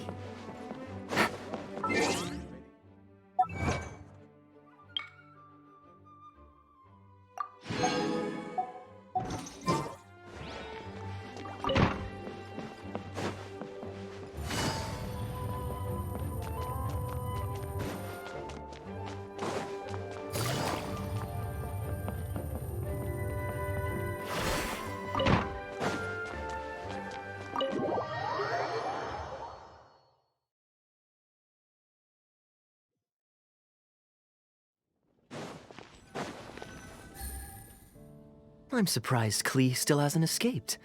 I taught her a few tricks just before I left. Kids will always have their moments of mischief, but to be able to grow up without a worry or care in the world is something truly precious. Well, now that all the gifts for the Knights of Favonius are with Jean, next up is... Ooh, how about we visit the Dawn Winery under the pretext of delivering souvenirs and try to score some free wine? It's been a long time since I last saw everyone there. Plus, it'll be the perfect time to treat you to some of their newest brews. Diluc should be there tomorrow since he has business to deal with. But then there's nothing scheduled for the day after tomorrow, so perhaps it'll be easier to get free wine then. What do you think? When should we go?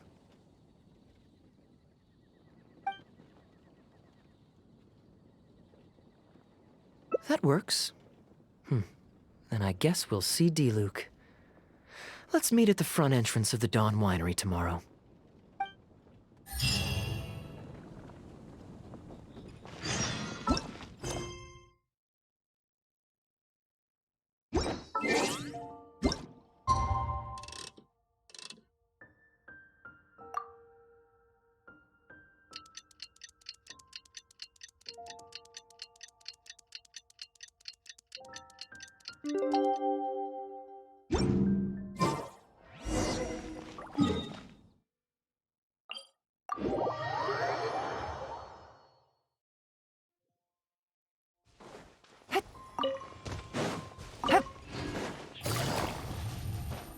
Take it easy.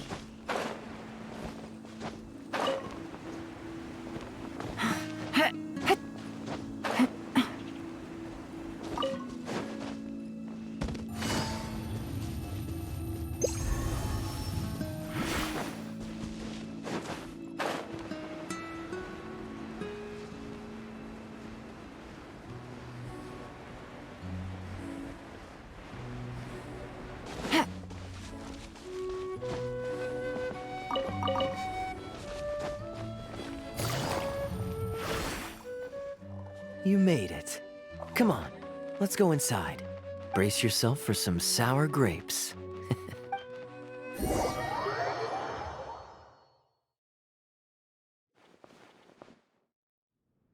If you're not feeling well, then let me go this time. Oh, I'm fine. It's not serious. Oh, I'm sorry. I hope I'm not interrupting anything important. What are you doing here today? And I see you've brought a +1. Oh, it's nothing particularly pressing. It's just that we recently returned from Sumeru, and given how long it's been since we last visited the winery, we thought we'd drop by and say hello. Is that it? Make yourselves comfortable then. Oh, do you really mean that? Because my definition of comfortable happens to involve prodigious amounts of your finest wines. Speaking of which, I'm curious where you store the wine these days. Is it the same place as it always used to be? Sounds like you're in a hurry to reach your goal. Been plotting this raid for a long time? Plotting a raid? Why, you misunderstand me. The truth is, a rumor happened to reach my ears recently. My informants tell me that last month, the Dawn Winery spent a large sum of mora on 2 bottles of limited edition Northland Valberry liquor. However, it turns out that they were likely just cheap knockoffs masquerading as the real thing. Of course, a teetotaler like yourself would struggle to tell the difference. So why not get a connoisseur to help you appraise the quality? Oh, wait. But the sterling reputation of Dawn Winery is at stake. Why, if you really purchased bootleg liquor, that would be scandalous. Quite the story. You used that one last year. Got anything else? What? Really? I totally forgot. In that case, how about the principle of reciprocity? Here, this is for you. I bought it for you in Sumeru, and it cost a veritable mountain of mora. Thanks. Put it on the table. That's it? No comment whatsoever? You want a comment? Okay then. This thing is very in line with your unique aesthetic tastes. Much like that vase over there. Elzer, fetch a bottle of this year's newest batch from the warehouse, or else someone will keep blathering on with endless excuses. One moment, Master Kaya. I shall fetch it immediately. What's wrong, Elzer? Are you okay? My throat is a bit raspy is all. It got better after I began taking medicine, but recently it flared up again. Other than a bit of difficulty breathing now and then, it's nothing to be concerned about.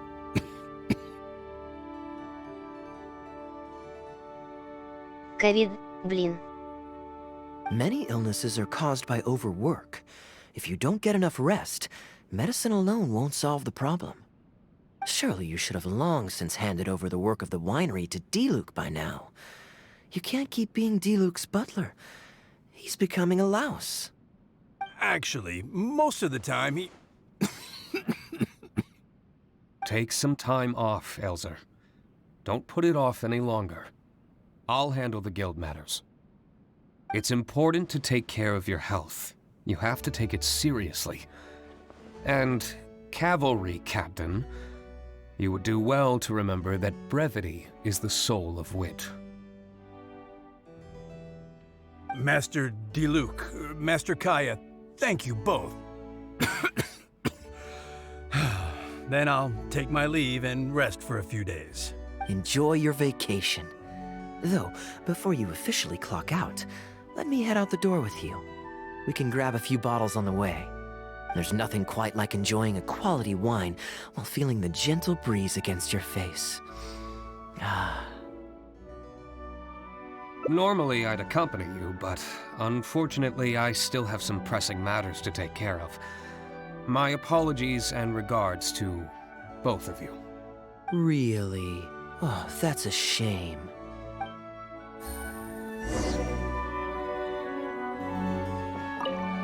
Where's Kaya? Gone already? Right now, just the usual day-to-day winery business. But I'll be attending a meeting in Elzer's place shortly. The meeting concerns research and development of new beverages, and involves collaboration between several different wineries. It makes more sense for me to attend anyway.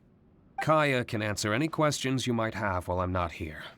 He's quite familiar with the winery.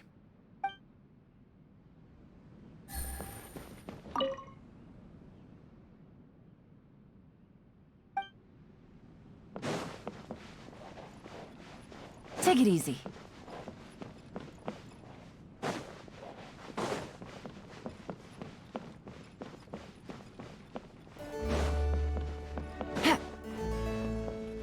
Take it easy.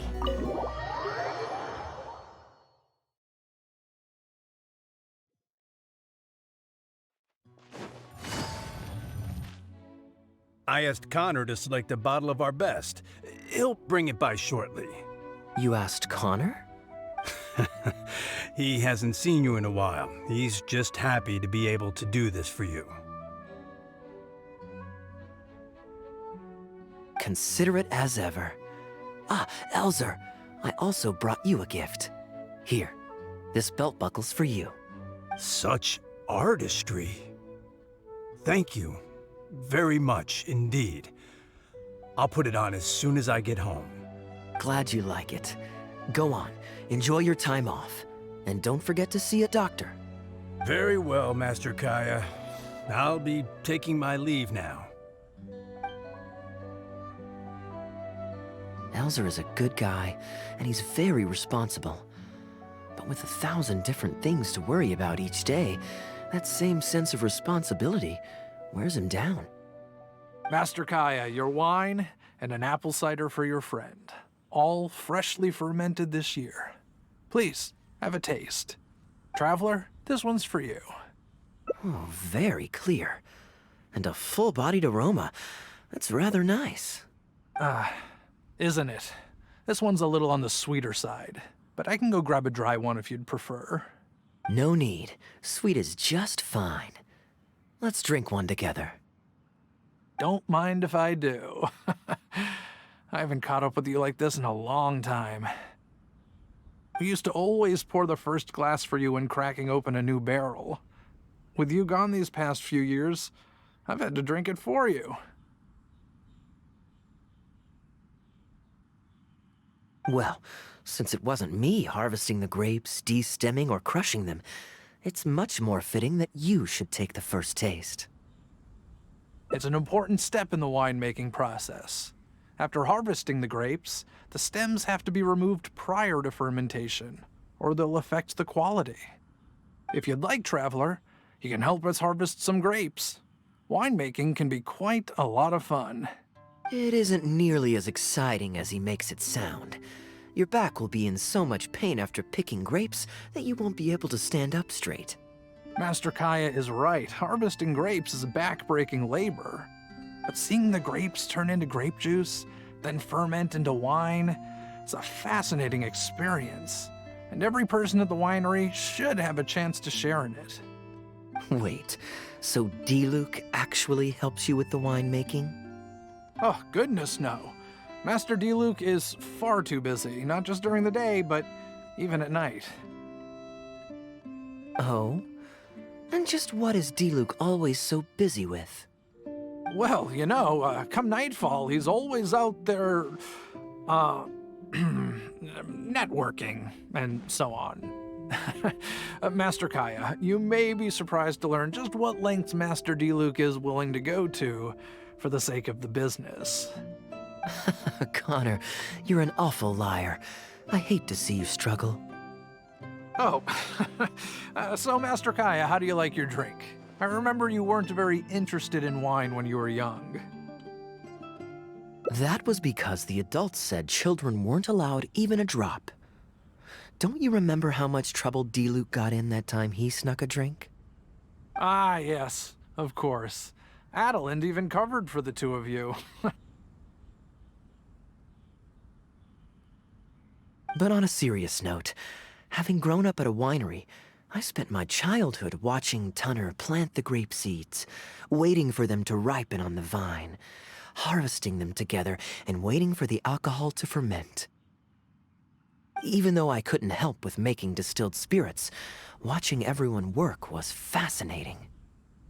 How could anyone not love to drink with a childhood like that? So, let us raise a glass to wine itself, and in thanks to the gracious hospitality the winery has shown us today. Hear, hear, to Dawn Winery.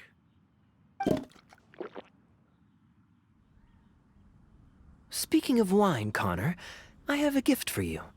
It's a decanter set from Sumeru. I get a present too? Thank you, Master Kaya. Time really does fly. I still remember the days when everyone was giving you gifts at your birthday parties when you were young. Now I have wrinkles and Tunner's bent double, while Master Kaya is the cavalry captain of the Knights of Favonius. How is Tunner holding up? He's still tough, but getting on in years, so some things just aren't as easy as they were. But he's used to doing things his way and doesn't trust new employees to do it for him. A lot of the temporary workers I hired quit because they couldn't handle how picky he was. Master Kaya, if you have time, why not go talk to him about it? You're probably the only person he'll listen to besides Master D-Luke. I definitely owe him a visit. I haven't seen him in some time, and I do have fond memories of the days when he was teaching me to pick grapes.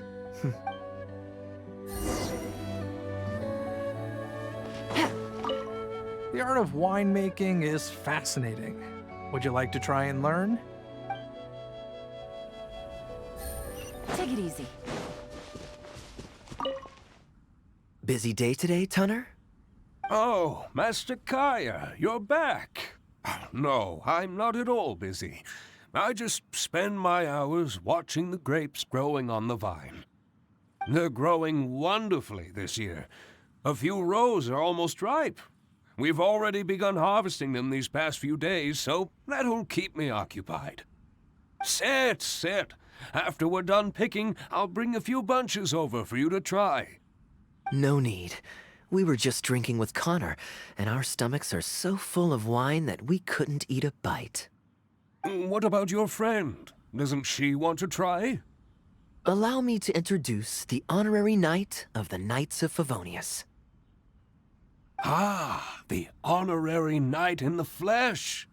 There are so many talented people in the Knights of Favonius. You all have bright futures ahead of you. Harvesting grapes is hard work. Let me help you. Do you still remember how I used to help out when we were short-handed? I believe I do. In that case, I'm counting on you.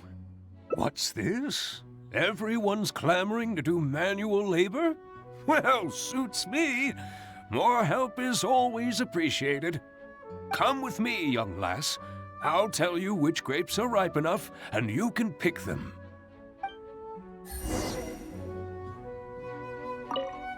Happy to have another help.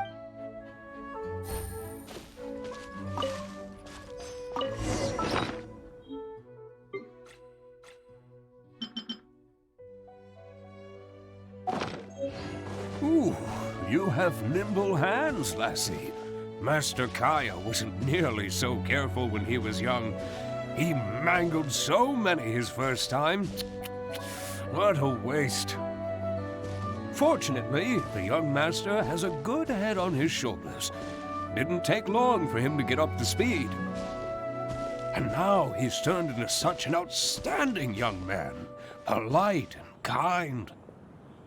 If I had a son as exceptional as Kaya, oh, I would be the happiest man in Mondstadt. There's a few more rows of grapes up ahead. Let's finish picking them together. Careful not to damage the grapes when you pinch the stem. These grapes look excellent. You're a fast learner. I'll take them. Good job. Master Kaya left the winery and moved to Mondstadt. Just like my own son, Guy. He left home to join the Knights of Favonius, too. I don't know him like Miss Adeline or Master Diluc do, but I know that no matter how old your child gets, they always need a home they can come back to. And without family by your side, you at least need the companionship of friends. I've been working here for decades and watched him grow up with my own two eyes. Sometimes I get the sense that there is something bothering him, but he guards his secrets closely. Or perhaps he just doesn't want to involve us. After all, I doubt that we could help him. I can see that you have a good relationship with Master Kaya. Please look after him. He's very dear to us. Hearing that puts my mind at ease. You're a good child. Thank you. Wonderful, wonderful. Knowing that he has a friend like you, we here at the winery can be happy for him. You're looking very happy, Tunner. Was the traveler telling you some jokes? No jokes. I've received a letter from my son, Guy. He's really going places. I'm so delighted. Master Kaya, honorary knight. My eyesight is fading in my old age. Could you read it out for me? Of course. Thank you both.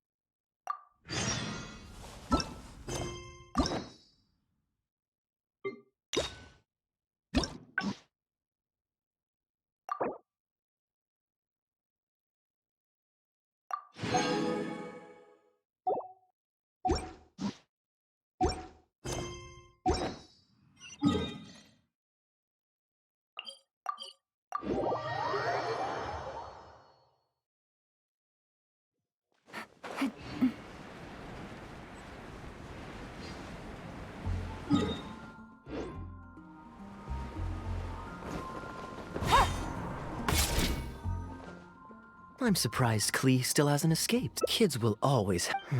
Well, how Diluc should be there tomorrow since he has business to deal with. But what do you think? When should we go? Great, then it's settled. Let's meet the day after tomorrow at the front entrance of the Dawn Winery.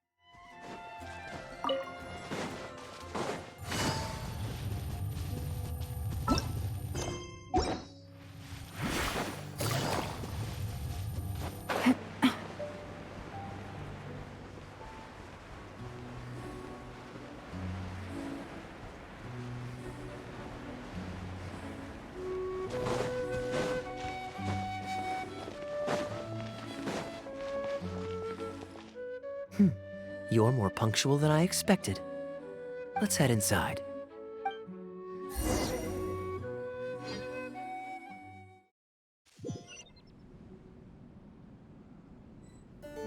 Take it easy. Master Kaya? And the Traveler? Welcome, welcome. Please, come in. I'll fetch you both something to drink. Long time no see, Elzer. Yes, it's been a while, hasn't it? So what brings you back to the winery this... Sorry. Is there anything I can do for you? No need to be so formal. I just returned from Sumeru and dropped by to see you all. Ah, what a pity. Master Diluc went out to handle business last night and hasn't returned yet. Never mind. The main thing is that you and Adeland are here. Oh, speaking of Adeland, where is she? She's taking some time off. She was busy cleaning yesterday and finally has a bit of time to herself. Perfect. I brought some gifts for you both. Here, this belt buckle is for you. My goodness, it's exquisite. Thank you, Master Kaya. I'll treasure it. Would you like anything to drink? We recently finished making a new batch of dandelion wine. Well, what perfect timing. I was just wondering how this year's batch was coming along. Let me fetch a barrel and have someone deliver it to the Knights of Favonius headquarters for you. Oh, I won't be needing an entire barrel. A couple of bottles will be more than sufficient. Else Diluc might say I came here to beg. Oh, Master Diluc might grumble, but he doesn't mean it. Anyway, let me fix you both a drink. Much obliged. Then I'll have a glass of dandelion wine and a glass of cider lake for her, if you please. The name is not that literal. It is a drink with virtually no alcoholic content, as Master Kai will be aware. I'll prepare them now. Please, wait a moment. Strictly speaking, that's not entirely true.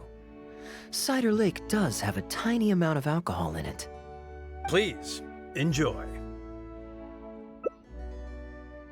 Pleased you liked it.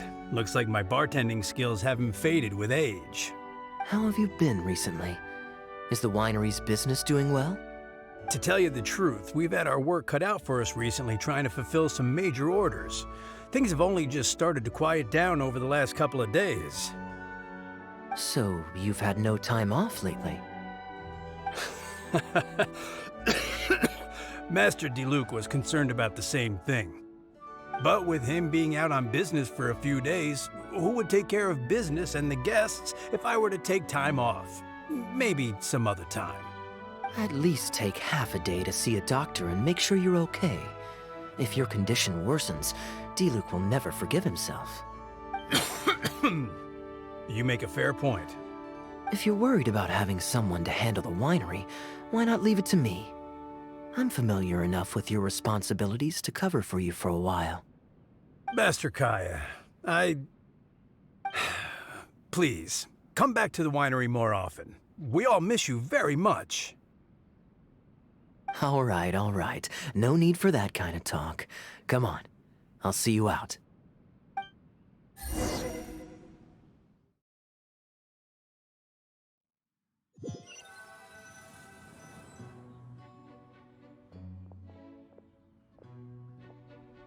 While I'm resting, I shall leave Dawn Winery in your hands. Don't worry, I'm not going anywhere.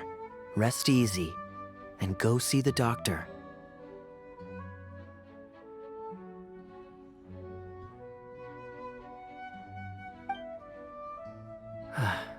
Such great weather today. A calm breeze and delicious wine. This is quite the treat.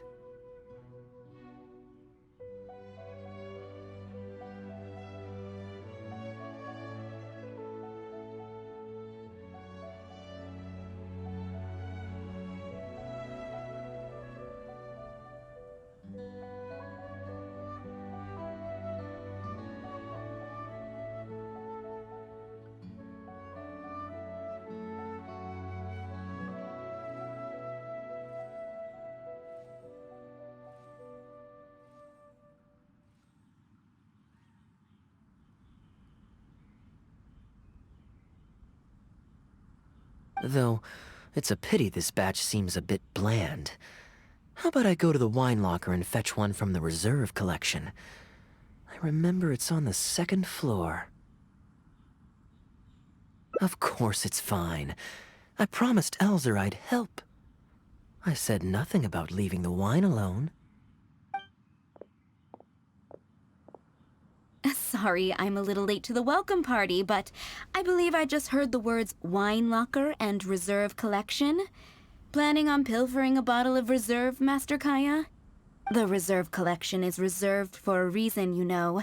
You should at least run it past Master Diluc first. Oh, Adeland, surely you misheard.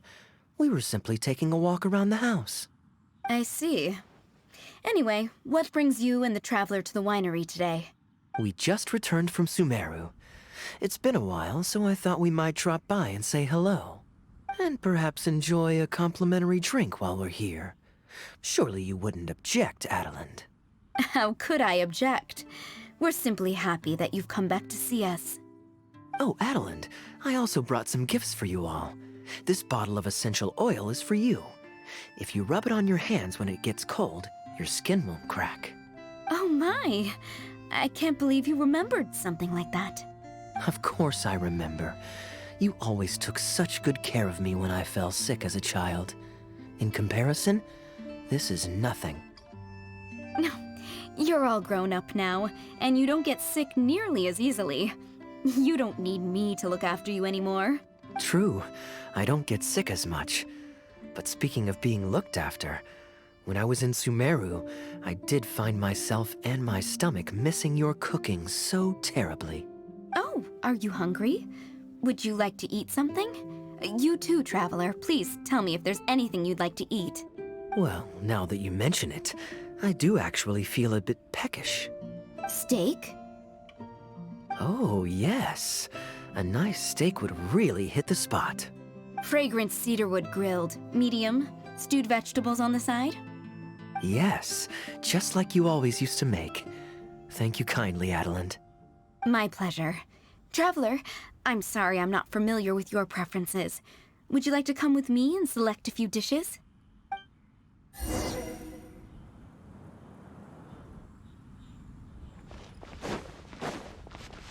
The taste of home. Truly irreplaceable.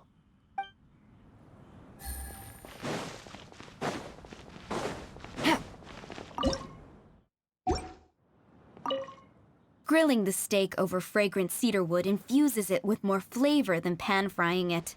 It's a favorite of Master Kaya's.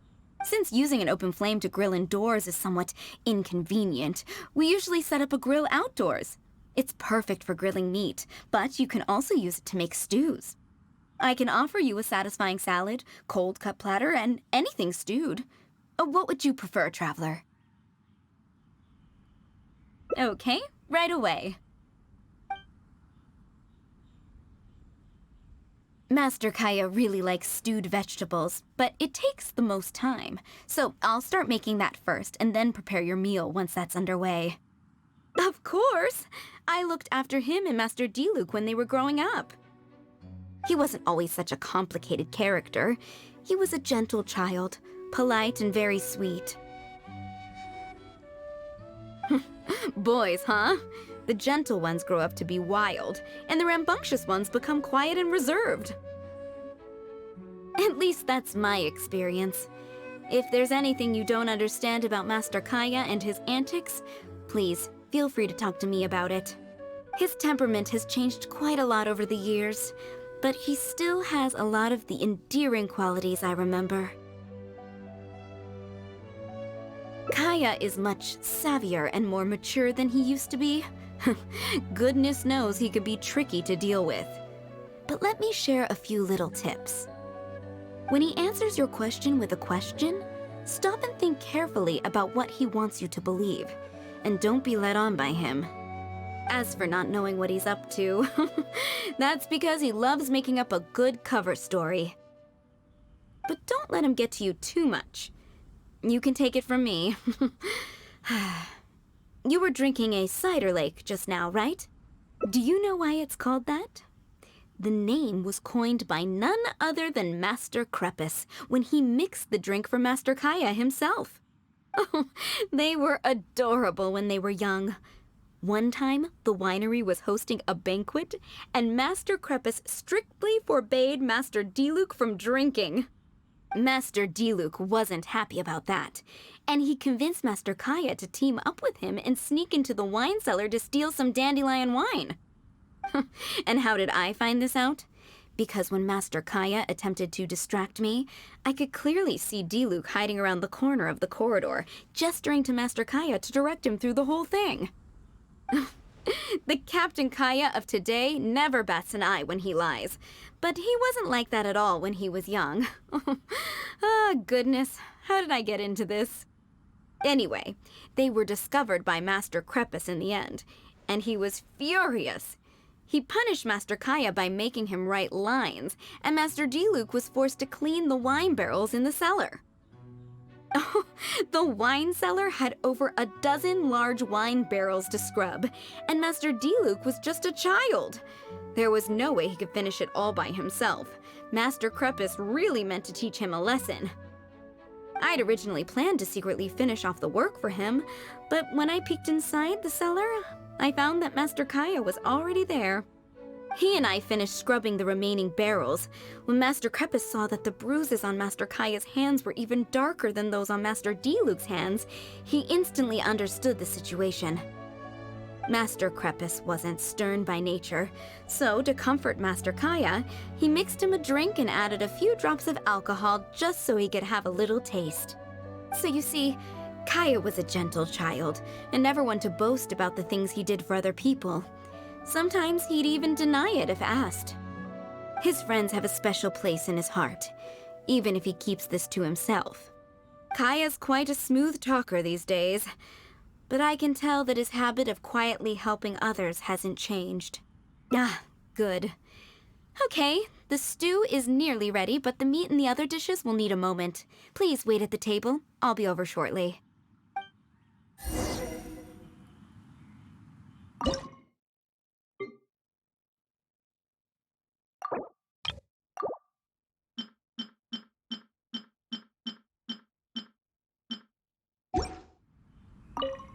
You're not worried that I can't handle it by myself, are you? Relax. Serving meals is all part of my job as a maid. I can manage.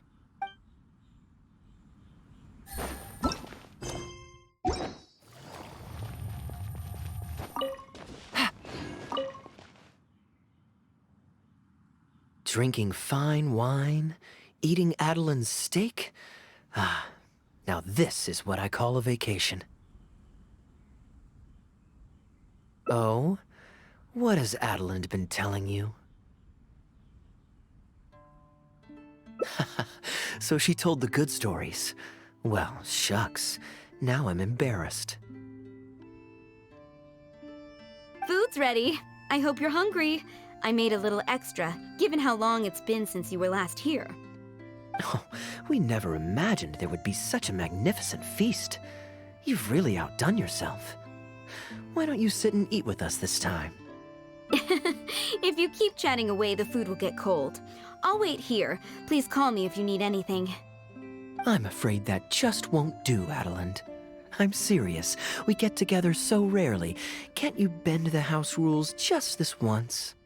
After all, I don't live here anymore, so I'm just a regular guest. You aren't going to refuse your honored guest this small request, are you? Since it's you, Master Kaya, I see no choice but to honor your request. I know that us sharing a meal is a sign of our close relationship, but this is technically against the rules for a maid, so please forgive me for rebuffing you at first. I didn't mean to sound rude. Traveler, given how petty Master Kaya can be, it must be hard for him to make friends. Does he have any friends in the Knights of Favonius? See? I do have a way with people. And now I have her here to back me up. Hello, everyone. Pardon me, but is this Dawn Winery? I'm Guangzhi, a guard with the Secure Transport Agency under the Leo Communications Office. Here's my card.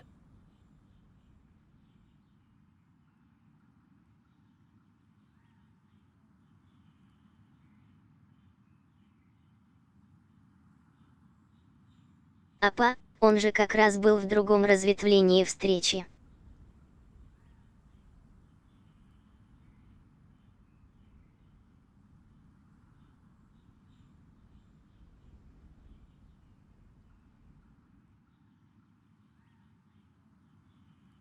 Интересно, по каким это делам он здесь сейчас? No wonder Elzer felt so strongly about staying. He certainly wasn't kidding about how busy it is. Mr. Guangzhi, a pleasure to make your acquaintance. The pleasure is all mine. The Secure Transport Agency has worked with your fine establishment in the past, though we have only corresponded through letters. I always found it a great pity that I, the overseer of our cooperation, have never had the occasion to visit in person. Why don't we go inside to discuss the details? No doubt the conversation will flow better with some of our wines to taste. Adeline, we'll continue our discussion later. Could you fetch some apple cider for the three of us? Certainly, Master Kaya. Please wait a moment.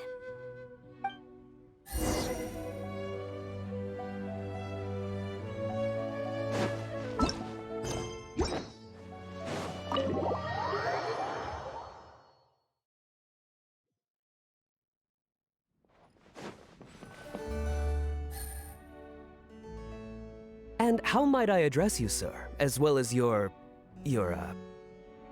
Just Kaya is fine. I'm standing in today for Elzer, who usually manages the winery's business. And this is my good friend. A pleasure to meet you as well. I'm not just here today to pay a visit.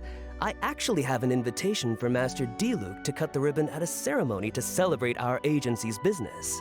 Our collaboration with Dawn Winery last year was quite successful, and I was curious about your product shipment plans for the next quarter. If it's no trouble, please, also mention to Master D-Luke that our agency has expanded this year, so if the winery has any additional needs, please consider us. Master Kaya, the apple cider you requested. Master? Wait. Pardon my foolishness, but might I inquire as to your relation to Dawn Winery?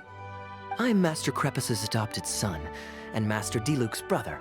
However, as a serving captain with the Knights of Favonius, I am rarely at the winery.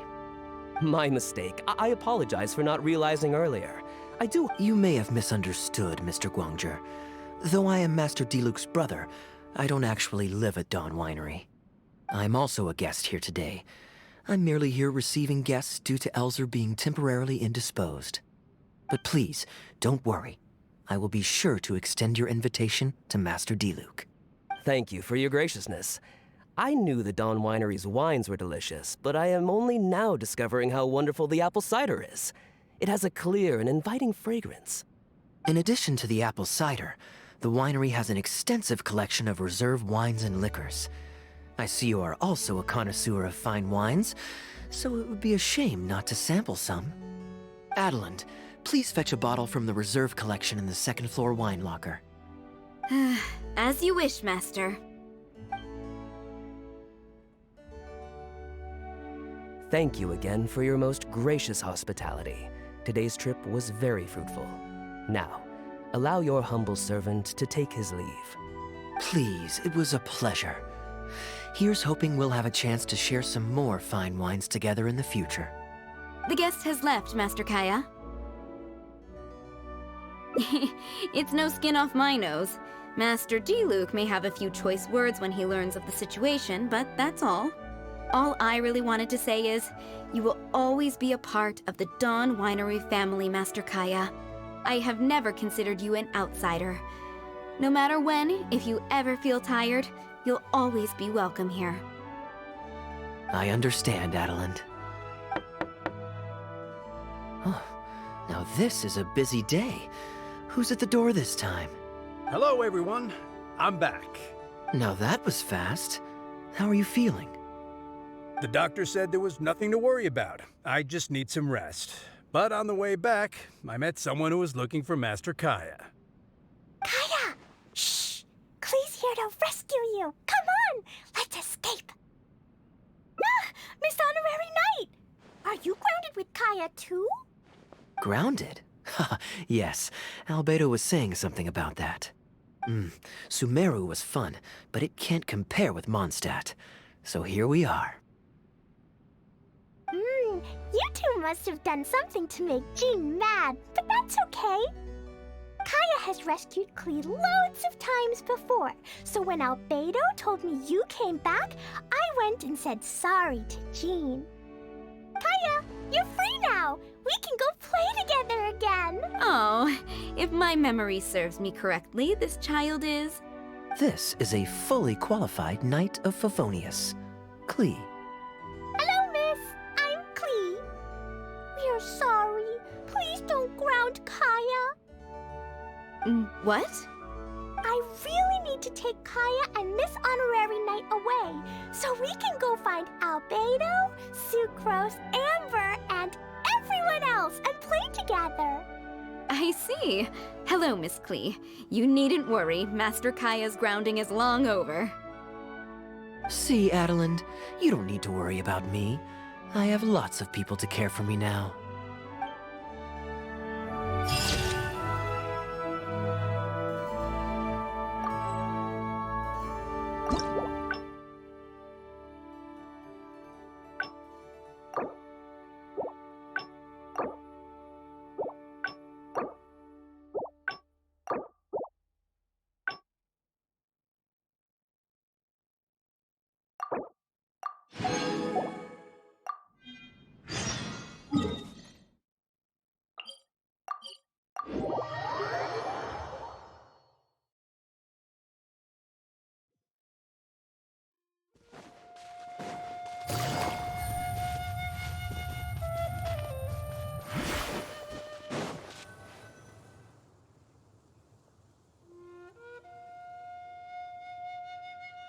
Look, now, according to the merchants love... I know you like rare things, so perhaps you can add... You're welcome. I'm glad you... I'm ready to head into... I could give everyone... Maybe I'll take a breather first. But I know I'll only get bored sitting in my room. I'm honored to have such a caring friend. Let's go to the plaza in front of the cathedral. We can listen to the bards playing or feed the pigeons. After so long in Sumeru, I've begun to miss that slow-paced and relaxed atmosphere. There's no rush. We can take our time and stroll on over.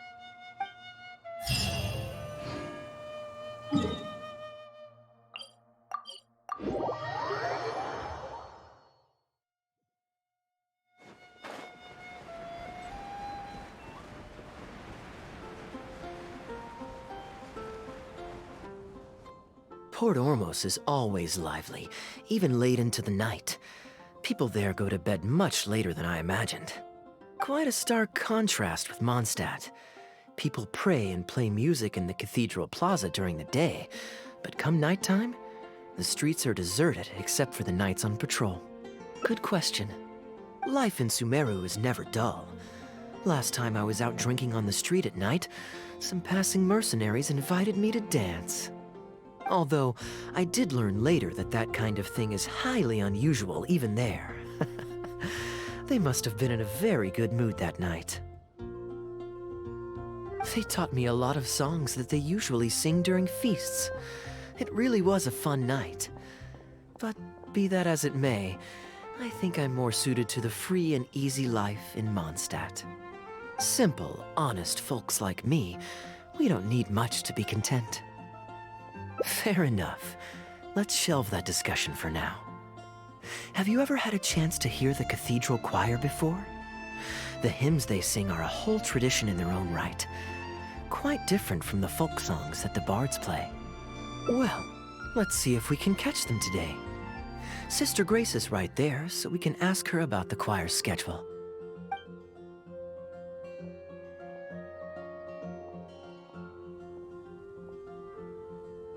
Excuse me, Sister Grace.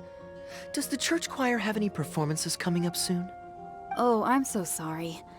The hymn concert we previously announced has unfortunately been pushed back. Oh? What's the story there? As you probably know, Captain Kaya, we've been trying to organize an amateur choir in addition to the regular church choir. Ah, yes. I heard about that. I believe the plan was ultimately to have different choirs who can take turns to perform hymn concerts. Yes, exactly. Well, it turns out there are plenty of believers who are good singers and interested in joining a choir. So, in theory, it should have been a simple case of getting everyone in the same room, then practice, practice, practice. But, for some reason, the rehearsals are going terribly. I don't understand it. Everyone in the choir has a basic level of musical literacy, but they sound awful together. It's like everyone's trying to do their own thing. There's no group harmony. Oh, maybe I'm just not musically gifted enough to give them the guidance they need. Captain Kaya, I know you like listening to hymns. How good is your understanding of vocal music? Me? Music is far from my forte. But if you need some help, then don't worry. I know an expert who's more than up to the task. Thank you so much, Captain Kaya. Having some expert guidance will definitely be a great help. I'm sure you've figured out who this expert is already. He has the best singing voice of any poet in Mondstadt, and understands poetry better than any other singer. Винти. Plus, he's exceptionally easy to find. 9 out of 10 times, he's in the tavern. Thank you both so much. Having some expert guidance will definitely be a great help.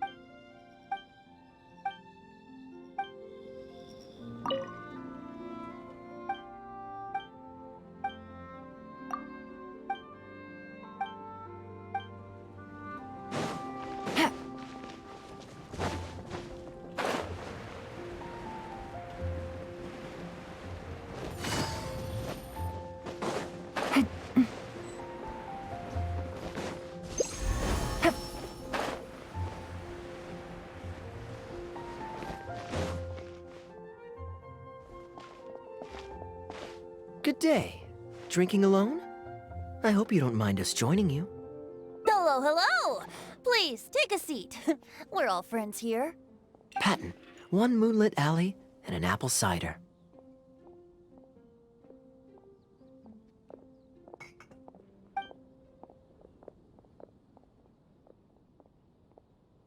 Ooh, excellent choices. Come on, let's have a toast and drain our glasses together. Here's to the time spent drinking with friends, which is more unforgettable than the drinks are delectable. Ever the poet, Professor Venti. A beautiful toast from the bard with the most. Any new songs of yours we could listen to? There's a real dearth of quality entertainment at the moment, since the cathedral's choir performance has been delayed again.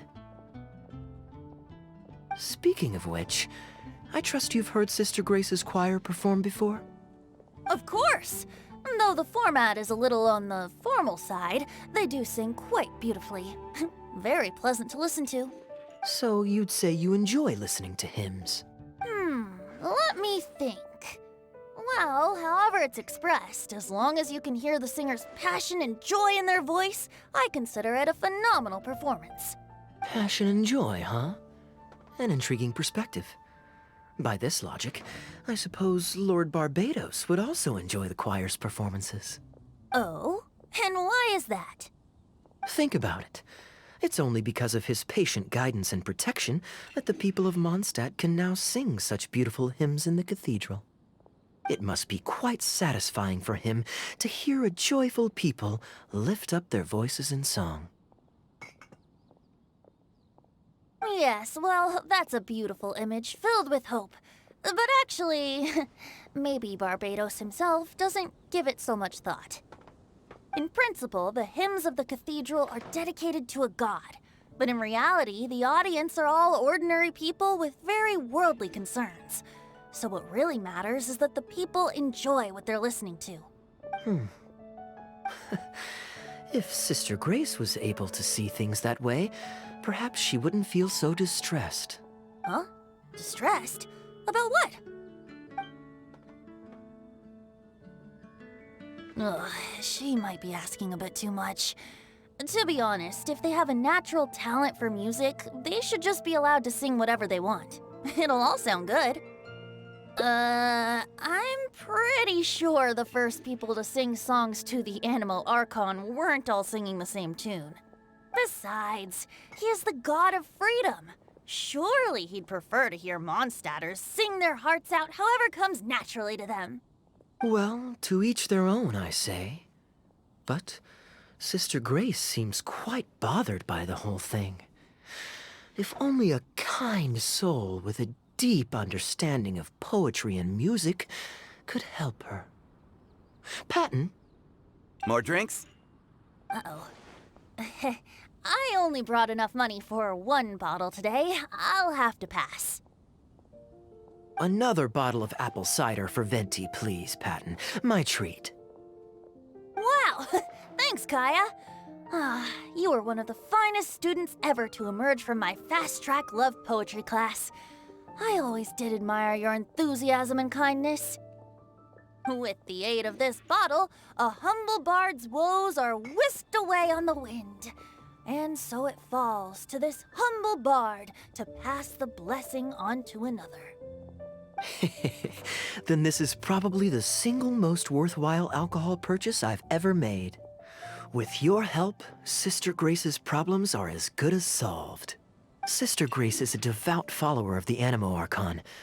Perhaps it's her depth of devotion that causes her to worry too much about the smallest things. Don't worry. Just wait a moment. I'll go find her. Right after I finish this cider. The next time you visit her, our sweet sister shall be sad no more.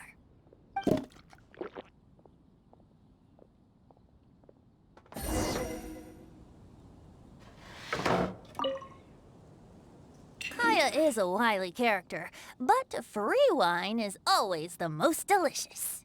It's fine. I mean, the church's choral hymns aren't exactly my strong suit, what with all the finicky formalities and so on. But as long as there is love for music in the air, I'm sure I'll be able to help. Hey, if I'm happy and Sister Grace is happy and the audience is happy, that's a great thing, isn't it? Kaya is a wily character. It's fine. I mean, hey, if I'm happy and...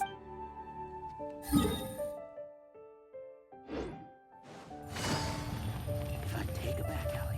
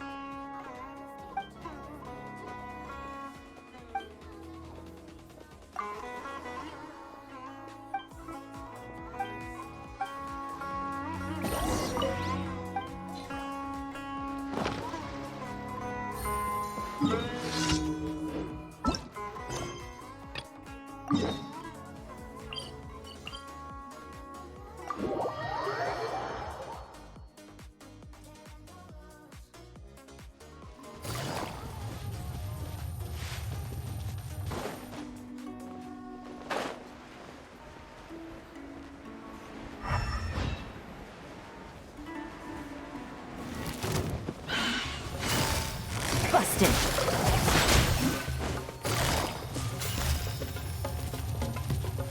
Quietly now. Ha! There is no escape!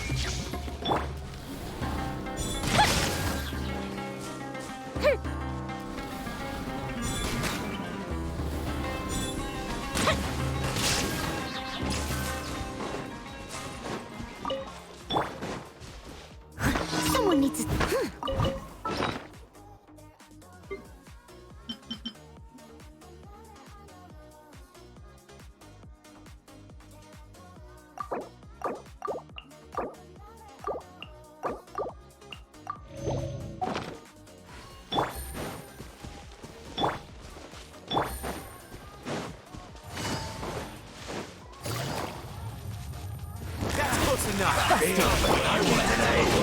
Leave it up to me.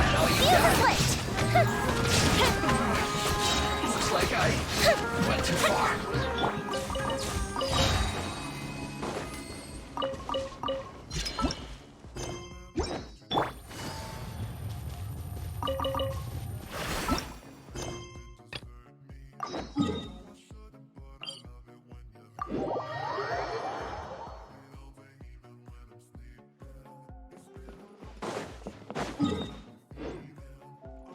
Take it easy.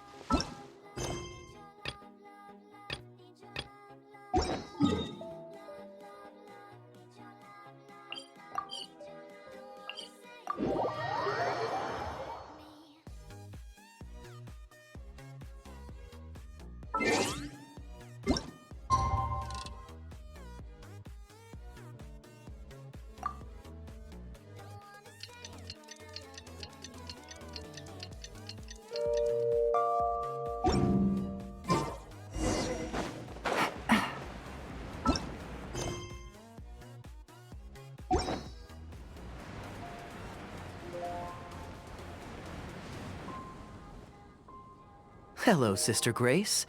How are the rehearsals going? Captain Kaya, your bard friend has a few suggestions that are somewhat fanciful in nature. Fanciful in the sense of not worth adopting? Is that what you mean? Everyone in the choir loves to sing, but they're used to singing their favorite songs. Suddenly asking them to sing in perfect harmony like a church choir with years of experience is just too difficult. So, why ask them to adjust to the demands of those staid old church hymns when you could just create a new song for them? One that they'll be able to grasp quickly? If you want, I could help. Church choirs typically stick to traditional hymns. This is certainly an innovative idea. What's stopping you from considering it, Sister Grace? While I don't expect a recently established amateur choir to perform on par with our own church choir, this would be a major departure from tradition. I'm just not convinced that it's appropriate. Is the Church of Favonius really such a stickler for tradition? Giving believers the chance to express themselves freely seems like it would be a very positive thing. So Venti, Do you think the Animo Archon would like to hear a new melody? Of course! This was the wish of the people when New Mondstadt was first founded. Okay, well, let's see what our other friend thinks. Traveler, what are your thoughts? Another vote of confidence. Maybe there's hope for this idea yet. Maybe it's just a generational thing, but... Oh, well, it's not a completely unreasonable idea. I suppose it can't hurt to try. Looks like we're all in favor then, so let's start preparing. Sister Grace, could we trouble you to inform the choir members? Of course. I'll tell them now, and then we'll give this a try. Should we find some people to help us compose the lyrics? If this is to be a new song of the people, then the more fresh ideas we have, the better. Good idea. Let's split up and find some contributors, Traveler. Let me think. Since we're composing a song, we should try and recruit at least one person who understands music. Sister Grace, how would you feel about us asking Sister Barbara to provide her input? Given that the idea is to write a song dedicated to Lord Barbados, I'm sure Sister Barbara would be very willing. Perfect. Traveler, why don't you head into the cathedral and invite Sister Barbara to join us? I'll look for another friend who's interested in helping us. Got it! With this melody, it'll be much more expressive.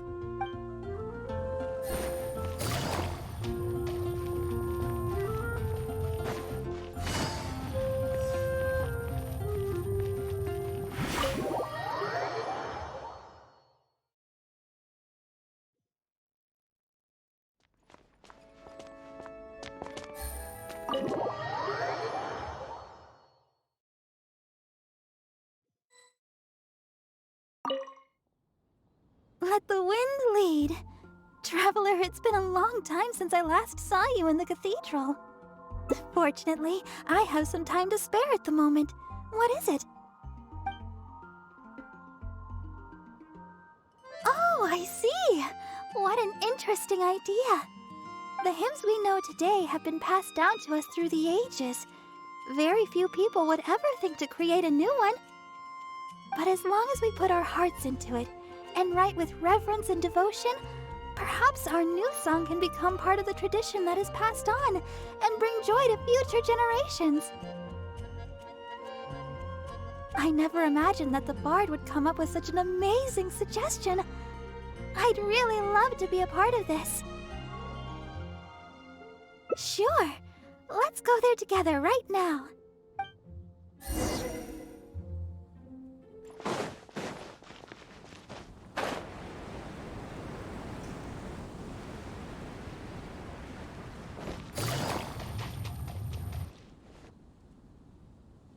Ah, you're here. You took your sweet time. I've seen Kaya play Genius Invocation TCG, making up a bunch of baloney to distract his opponents. He's a trickster, plain and simple. So now, I gotta check with you guys to see if what he's saying is true. Can we really write about anything we want in this song? Even the evils of Mondstadt's wine industry?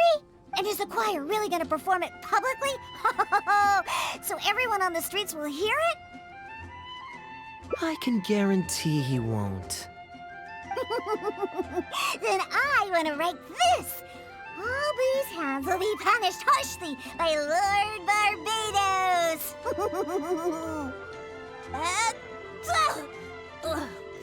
That's a very novel idea indeed.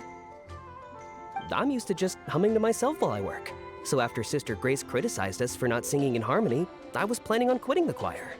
I never thought we'd be able to just sing what we wanted. Whew, what a relief.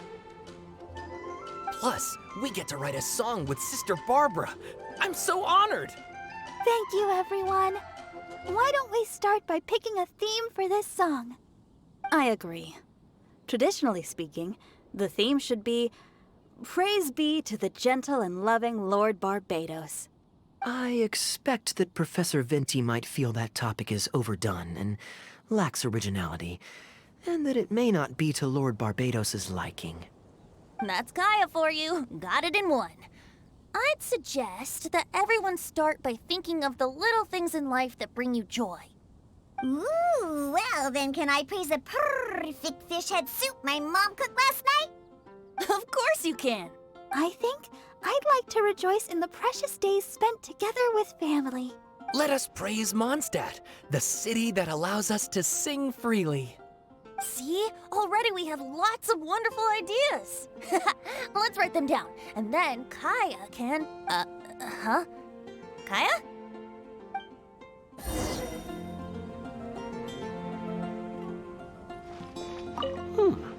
What should I sing about? Home of the Windborn. What do you think of that? Surely the song should at least mention Lord Barbados. Okay, everyone. Write your ideas down once you've got something. And then we'll open it up for a group discussion. I think the song should express the joy of being together with family. Should I write about fish head soup or Liyue grilled fish?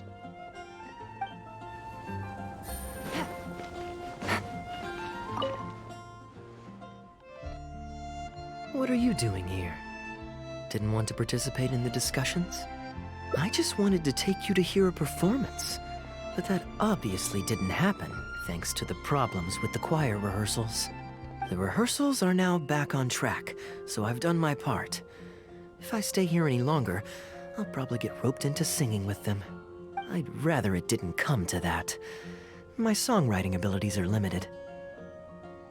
If doing nothing but loitering on the plaza enjoying the scenery all day is the only way to relax, then I suppose I didn't get to relax. But that would get boring after a while. To me, it's more fun to wander around, see what's happening, and insert myself into interesting situations.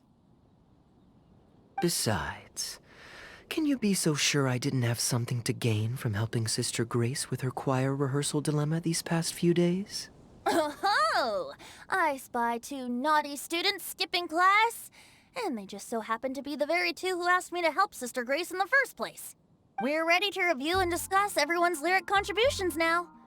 Hey, why is it that you look like you're trying to run away? I still recall the teachings of Professor Venti. The Animo Archon cares not about how moving the people's songs of praise are, but rather whether or not the song comes from the heart. With so many true believers gathered together earnestly writing a song for him, I'm sure the Animo Archon is watching on and feels very satisfied. That's what a song of worship is all about. So, mission accomplished. And that's the reason you've decided to leave? Slipping away before the final verse is sung, before the poet has uttered the last line, before everything has concluded. I don't know. Something about it just resonates with me. Oh no, you've seen right through me. Wow, that was a craftily crafted speech. I almost fell for it. But to share all this with a group of friends, only to find myself one friend short before the final verse is sung, before the poet has uttered the last line, before everything has concluded, I don't know. Something about it just irritates me. If you don't want to write a poem, then let me gift you one. Abandoned to whatever fortune the cruel waters bring, bereft the swift currents surge, and onward I urge, through the snow and frost that fall and winter bring. Majestic waves cresting, surf roaring its tail, none but the ocean to hear as I sing. The stars in my eyes as I chart toward the horizon, that into one day from the endless dome of night I shall spring. If you are a chaser of freedom, the Animo Archon will bless you. So why not let those feelings out and sing with everyone? A boat that has come unmoored will not get lost in the night, but sail towards the dawn. A beautiful image. Of course, you don't have to believe in it, but the winds of Mondstadt will guide every lost ship back to safe harbor. Well, after a fine poem like that, it would be plain rude of me not to rejoin you. Let's head back together. You 2 of all people have to be there for the grand finale.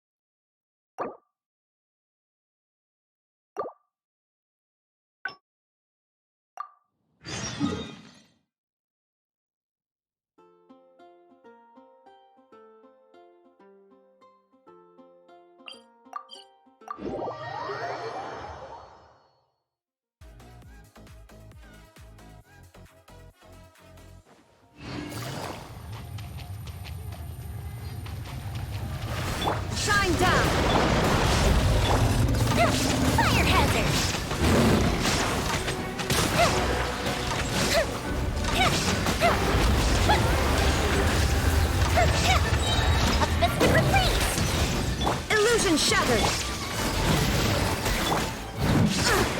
As a good knight should.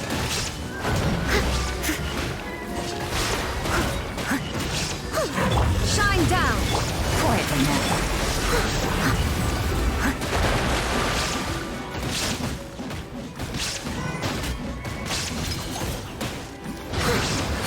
There is no escape! Gotcha! Time for a light show. That didn't count.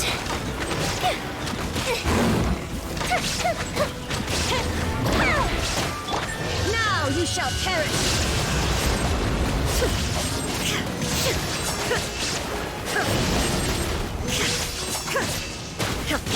Feels as light.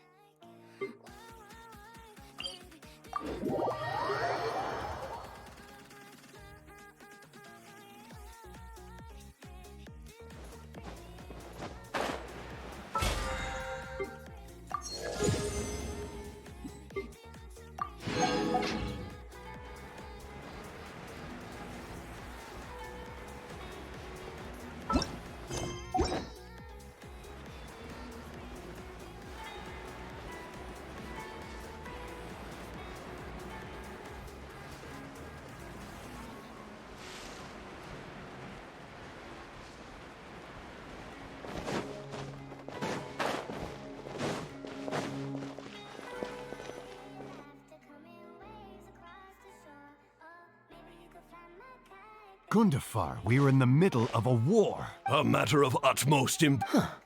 Outdoor theater. Looks fun. Actually, yes. I saw some guards do a musical performance when I was traveling with their caravan in Sumeru. They were desert dwellers. So are these actors. And I think I actually recognize one of them. Come on, let's go watch.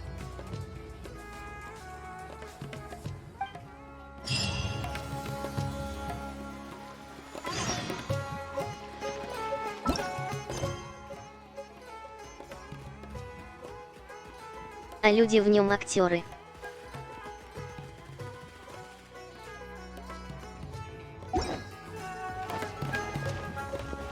You dare to defy your orders and abandon the front?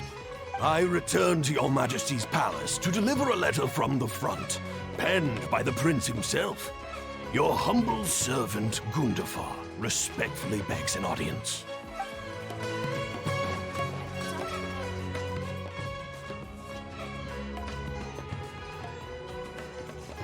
Your Majesty, not only has God bestowed the throne upon you, but your beloved son, Prince Kubar, has led our brave warriors to victory against Frasyav's army. His men have laid down their arms and fled. Frasyav's brazen ambition is no more. He has bowed his head and now presents to your Majesty an offering of treasures and hostages. As well, my king, this battle has finally restored the dignity of our people. Moreover, with Frasyav's offer of land comes the opportunity to expand our borders, as your Majesty so greatly wishes. His Highness the Prince and I believe this peace settlement will be a great boon to our nation. It is for this reason alone that I have removed my armor and made haste back to our halls from the front lines. My king, what say you to this proposal? Ah, it's the tale of Prince Kubad. Ever heard this one? Don't worry, I still remember the general plot. Let me fill you in on the background while the king deliberates. The main characters are the brilliant Prince Kubad and his war-hungry father, King Kabus. The one talking to the king right now is Gundafar, the prince's tutor. When the prince was young, the king was deceived by a malicious rumor that the prince had mistreated his stepmother. He demanded that the prince walk through a blazing fire to prove his innocence. Miraculously, the prince emerged unscathed, thus proving his innocence. But the seeds of doubt had already been sown in the king's mind. Now uneasy in the presence of his mistrustful father, the prince requested to be sent away to the battlefield where he would fight against Frasiev's army. That's the enemy general we heard them mention just now. This is the part where the prince has won the war and decided to forge a peace with the rival nation. He wrote a letter recommending peace to his father. Oh, it looks like the king's made up his mind. Let's keep watching. Frasiev lost because he did not have the blessing of God. Our God will always watch over us and punish our enemies. Once the bells of war have begun to toll, they shall not cease until the blood of our enemies fills the land. There can be no victory until the last enemy soldier has fallen. If Kubad still wishes to be my son and hold the intaglio I bestowed upon him as proof of his royal blood, then he must obey my command. Your Majesty, I must caution that a nation destroyed is not a fallen city writ large. Now, the loss of one city strikes fear into the hearts of our enemies, compelling them to accept defeat and cede land in exchange for peace. If, however, we insist on bringing a whole nation to its knees, then so long as a single person is left standing, they will see us as their sworn enemy, and one day return to us tenfold the pain that we have inflicted on their nation and family. My king, a people is to their nation as wild grass to the open prairie. Though we burn down the whole field and spare not one blade of grass, roots continue to grow unseen beneath the surface. Come the spring, it is all but inevitable that fresh green shoots will rise up from the ashes. Cease, Gundafar. Your mind grows dull in your old age, filled with naive delusions. We shall have no more need of you on the battlefield. As for my son Kubad, I will summon him back to the capital so he may be tried by a court-martial. What are you saying, my noble king? Why must you mistrust your own flesh and blood and sink ever deeper into the blight of hatred? When he was falsely accused, you once doubted his honor and made him walk through a raging fire. Did he not prove himself worthy by emerging unharmed from the flames? Now you would turn me away when I seek only to provide the wisdom of counsel. What is the justification for this? The justification is that my word, not yours, is the law of the land. Cease and be gone, Gundafar, so you may spend the rest of your days with your wife.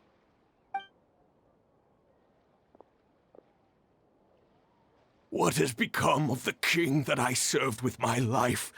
Fanaticism has robbed him of all reason and wisdom.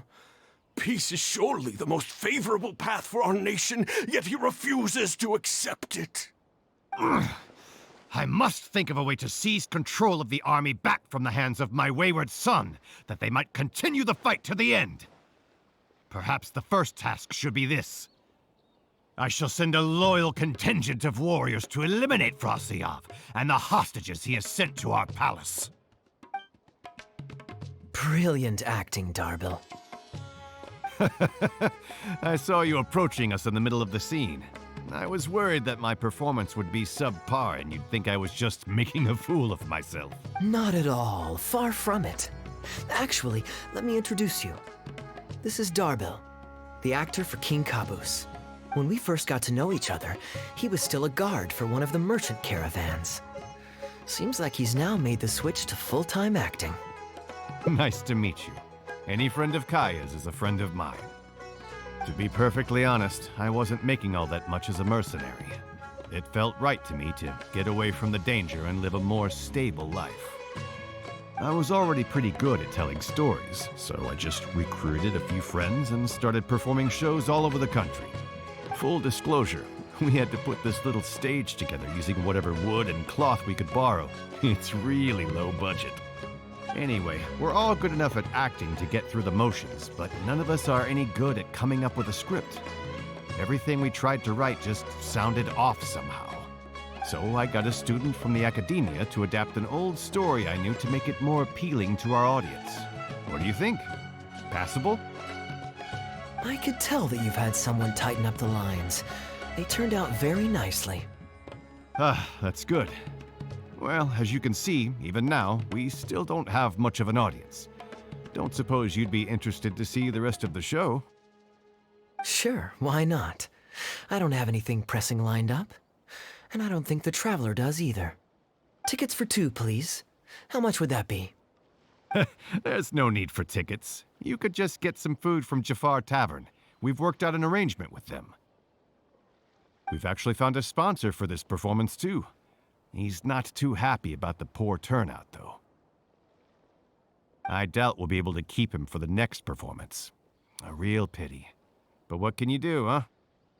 Darbil Asgar still hasn't shown up for the next scene. We should get his costume and sword out so they'll be ready to go the moment he gets here. My apologies. I have to get ready for the upcoming scene. I'll see you from the stage.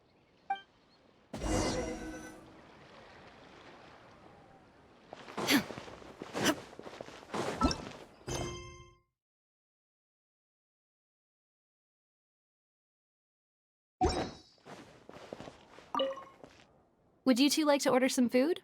What can I get you? If you're looking for recommendations, today's special is the tandoori roast chicken.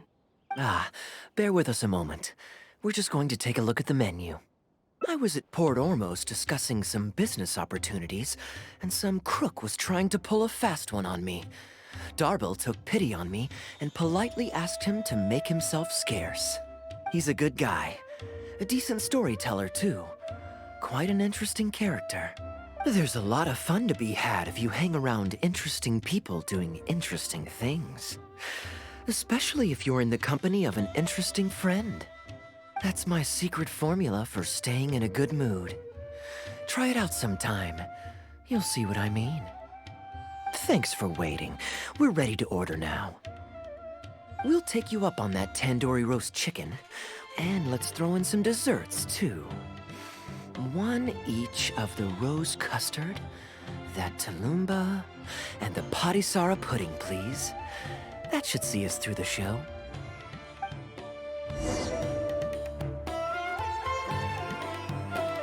Your food's on the way. It'll just be a few more minutes.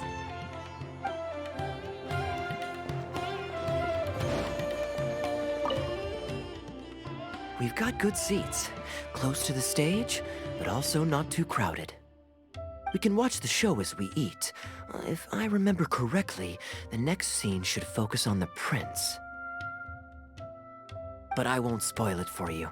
You have to experience it for yourself. You could say that. It's always stayed with me because it's hammered home a cruel but realistic truth. People do not choose where and when to be born. Yet the circumstances of their birth define the choices that they will have for the rest of their life. Here you are. The check's on the table, too. Just call me over when you're ready to settle up. No need. I'll pay up front. Here. Keep the change. Thank you, sir. Oh, but this is too generous. Call it a token of my gratitude for the excellent service. The food all smells wonderful, too. So please pass my compliments to the chef. Thank you so much, sir. Let's dig in, traveler. Hey, Kaya. I'm so sorry, but the actor who plays the prince has run into some difficulties and won't be able to make it. We can't do the rest of the show without him, so I'm really, really sorry, but we'll have to call the show right here. Ooh, that would be fun. I wouldn't say no.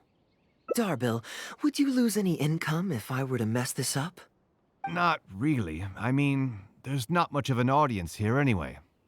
I wouldn't want to take too much of your time, though. Don't worry about that. I like to be spontaneous now and then. Spice things up a little. Let me think. Well, you already know the story, so you just need to memorize a few lines. Ha! You know what? This might actually work.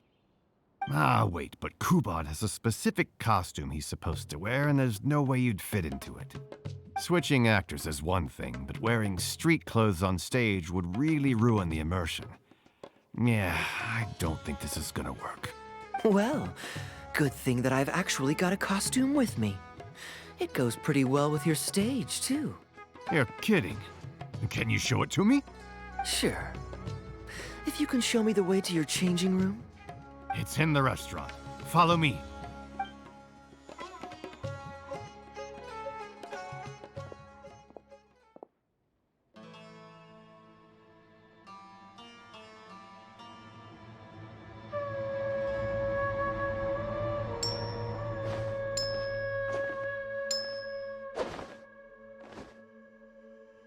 Gotta say, Ля какой.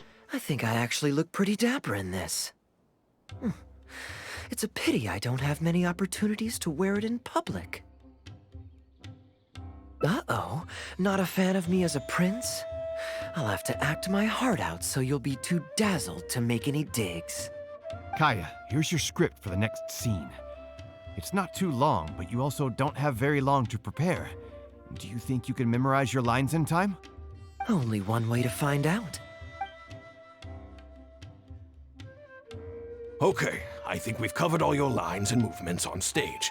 You haven't had long to prepare, so don't worry about forgetting your lines. We'll remind you. All right, I'm good to go. Great. Then let's get this show on the road.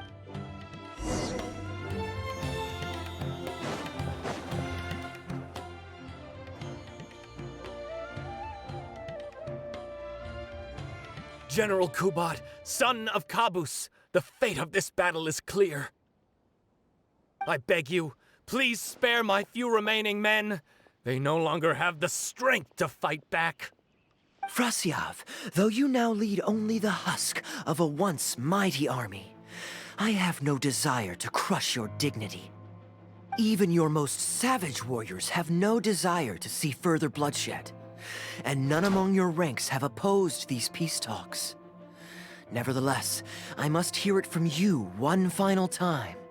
General Frasyav, do you agree to sign a treaty in good faith and commit from this day forth to peace between our nations? With my army in ruins, I am in no position to do otherwise, but on this, I give you my word.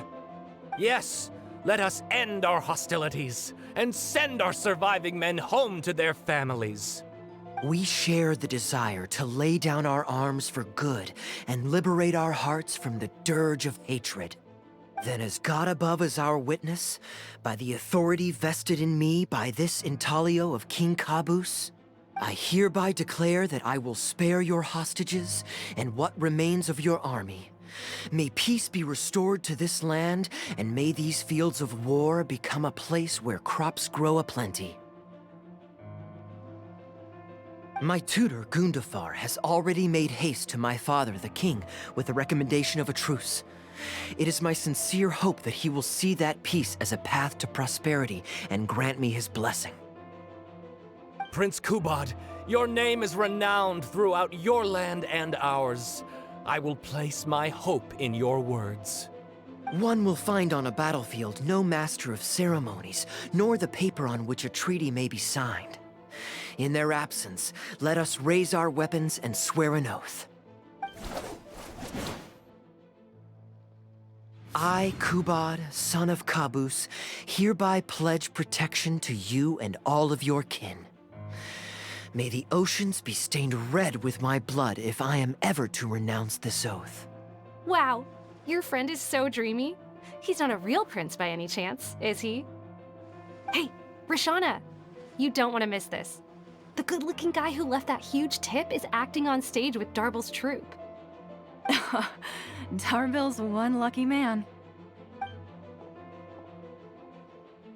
I return, Your Highness. I hope I'm not too late. Have you already promised peace to Frasyav? Nay, I am not so rash as to preempt my father's blessing. I promised only what I could so far, the safety of his kin. My child, I must share with you the gravest news. Kabus has become blinded by fanaticism and hatred, and will stop at nothing to vanquish every last man under Frasyav's lead. How can this be? You mean to say that my father has rejected our proposal for peace? He has indeed. I urged him to reconsider, and for this I was rebuked and dismissed from his service. But far stricter punishment than this awaits you, should you return home with your troops. Please heed my warnings, dear child. I dare not imagine what unspeakable atrocities your father intends to commit. Nay, the truce must stand. I cannot renounce my oath. How can man claim to stand above beast without remaining true to his word? The masses have grown weary of death and conflict in both our nation and theirs. Are we all now to bend to his will and massacre countless more to satisfy a desire that is his alone? When I departed my beloved home to fight in a foreign land, I did so to honor his wishes and for my duty to our people. Alas, is this fate's grand design? Is this fate's grand design? Kaya, the next line is, "Alas, is this fate's grand design, that I should spend the rest of my days in a foreign land, till I am laid to rest in a grave far from home?" Must it be so? Huh? Wait, that's not part of the script. Kaya, did you not hear me? My dear audience, I ask you this. Do you believe in fate? If fate decreed that your life was to end in tragedy, what would you do?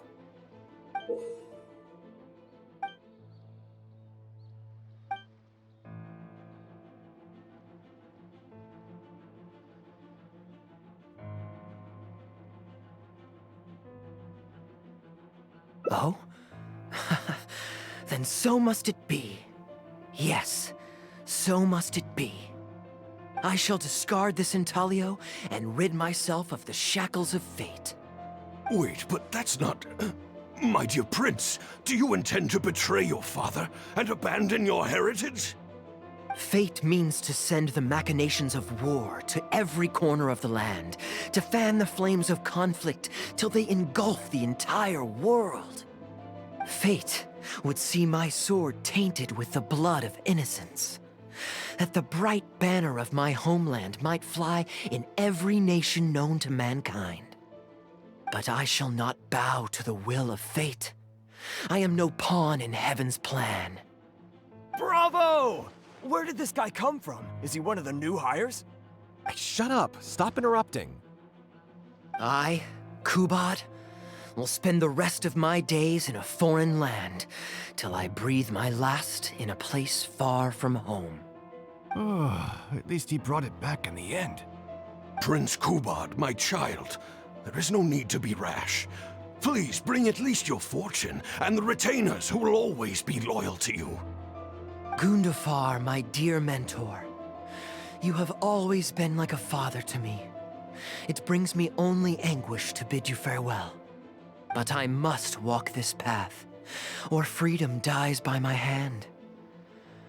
Goodbye, my tribe and kin.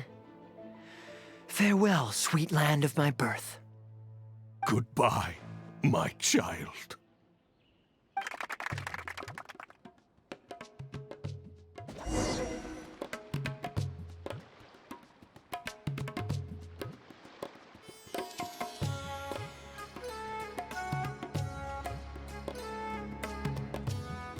Прям на историю Митридата Евпатора чем-то смахивает. Ooh, it's Prince Kubad.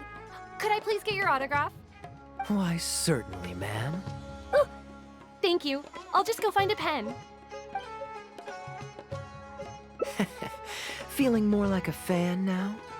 Acting is quite fun. If there ever came a day when I left the Knights of Favonius, I think I might go into acting full-time. Darbil, could you introduce me to this young man? My apologies, Master Toos. I somehow missed you in the crowd earlier. I was some distance away. I just came over near the end after I noticed the large crowd gathered around the stage. The performance was outstanding across the board. I knew that the poor turnout over the past few days was just bad luck. It was only ever a matter of time before you hit it big. The improvised section was particularly good. I think you could include some improvisation as a staple in future performances.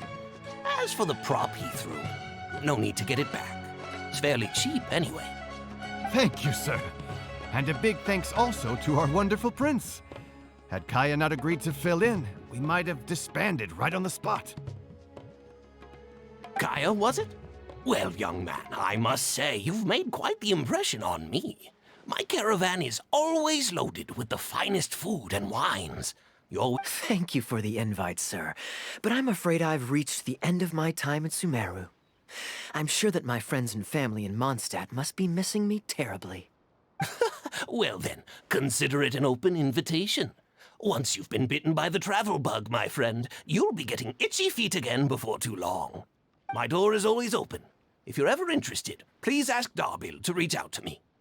Darbil, we can continue discussions on the sponsorship once you've wrapped up today's show. I'm going back to the inn. Thank you so much, Master Toos. I'll see you shortly. Seriously, Kaya, thank you for bailing me out again. You're a good guy. May the gods bless you. You know, you should stay for a few more days. I owe you a meal at the very least. Darbil, Asgar is back. He lost track of time playing Genius Invocation TCG. You've got to sort him out. Genius Invocation again? Ah, that does it. That kid's not getting away with it this time. Please excuse me, Kaya. I will be right back. Sure, there's no rush. Okay, I think they're all gone. Let's slip away now while we can.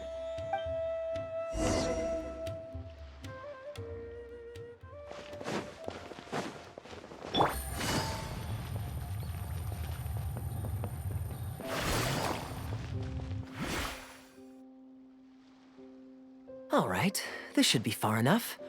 Don't think they'll find me here. People were starting to expect a lot of things that I didn't sign up for. Besides, the missing actor is back now. Darbil shouldn't be needing me to stand in again. I don't mind socializing, but compared to chatting over food and drink, I much prefer just going wild on the stage. What about you? Did you enjoy the show?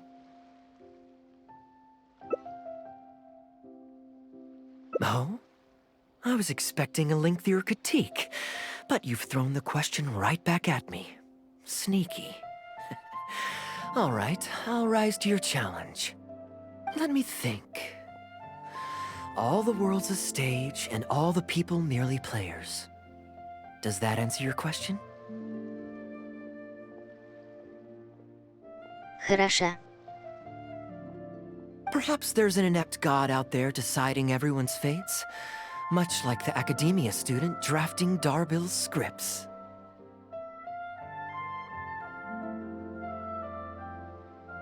Yeah, inept is a good word for it.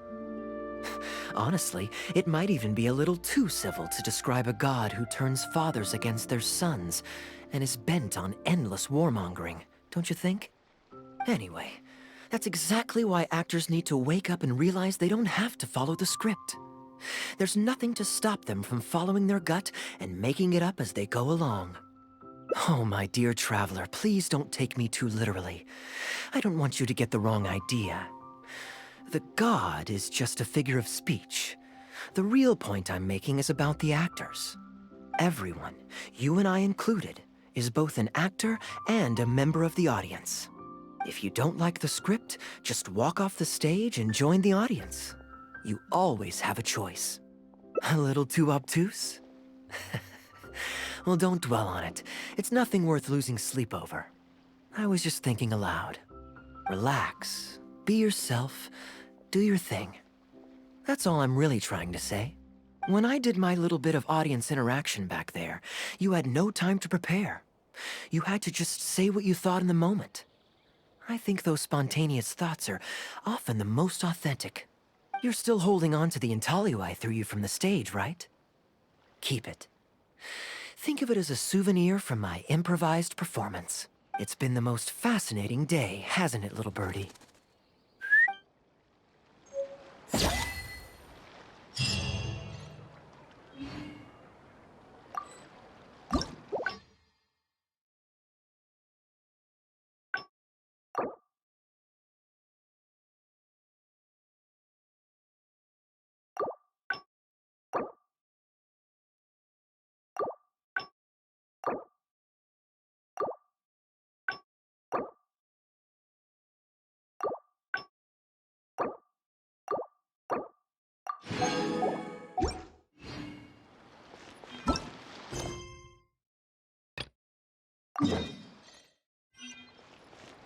Take it easy.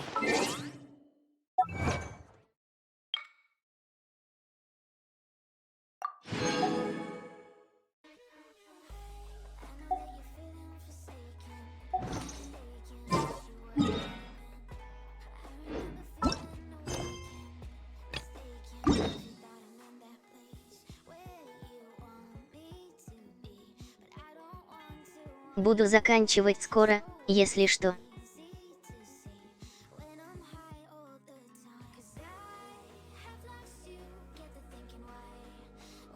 Встреча в целом мне понравилась, интересно получилось.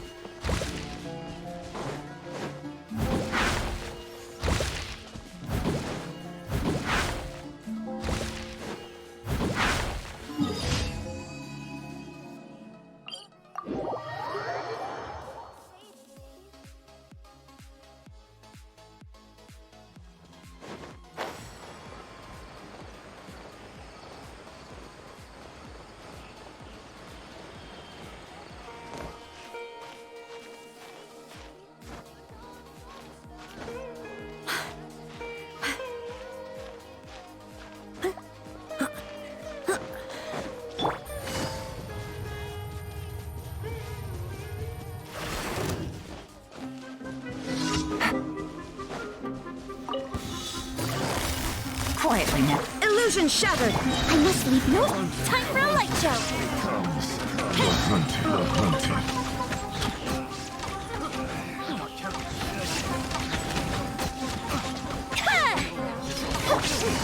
Busted!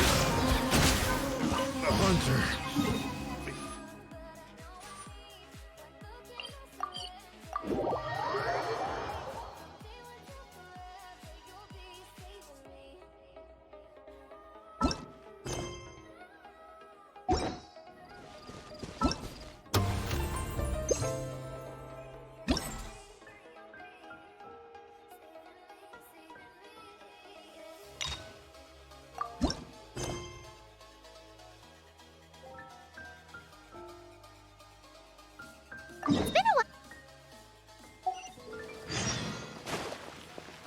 Paimon has so many questions about his true identity. Let's go talk to him and find out.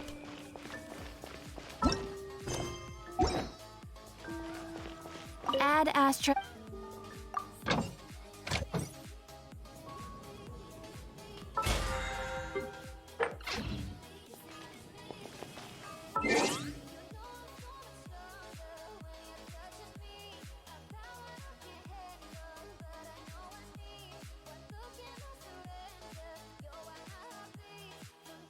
В следующий раз заданиями легенд займусь, а на этом все, пока. Всем спасибо за просмотр. Удачи!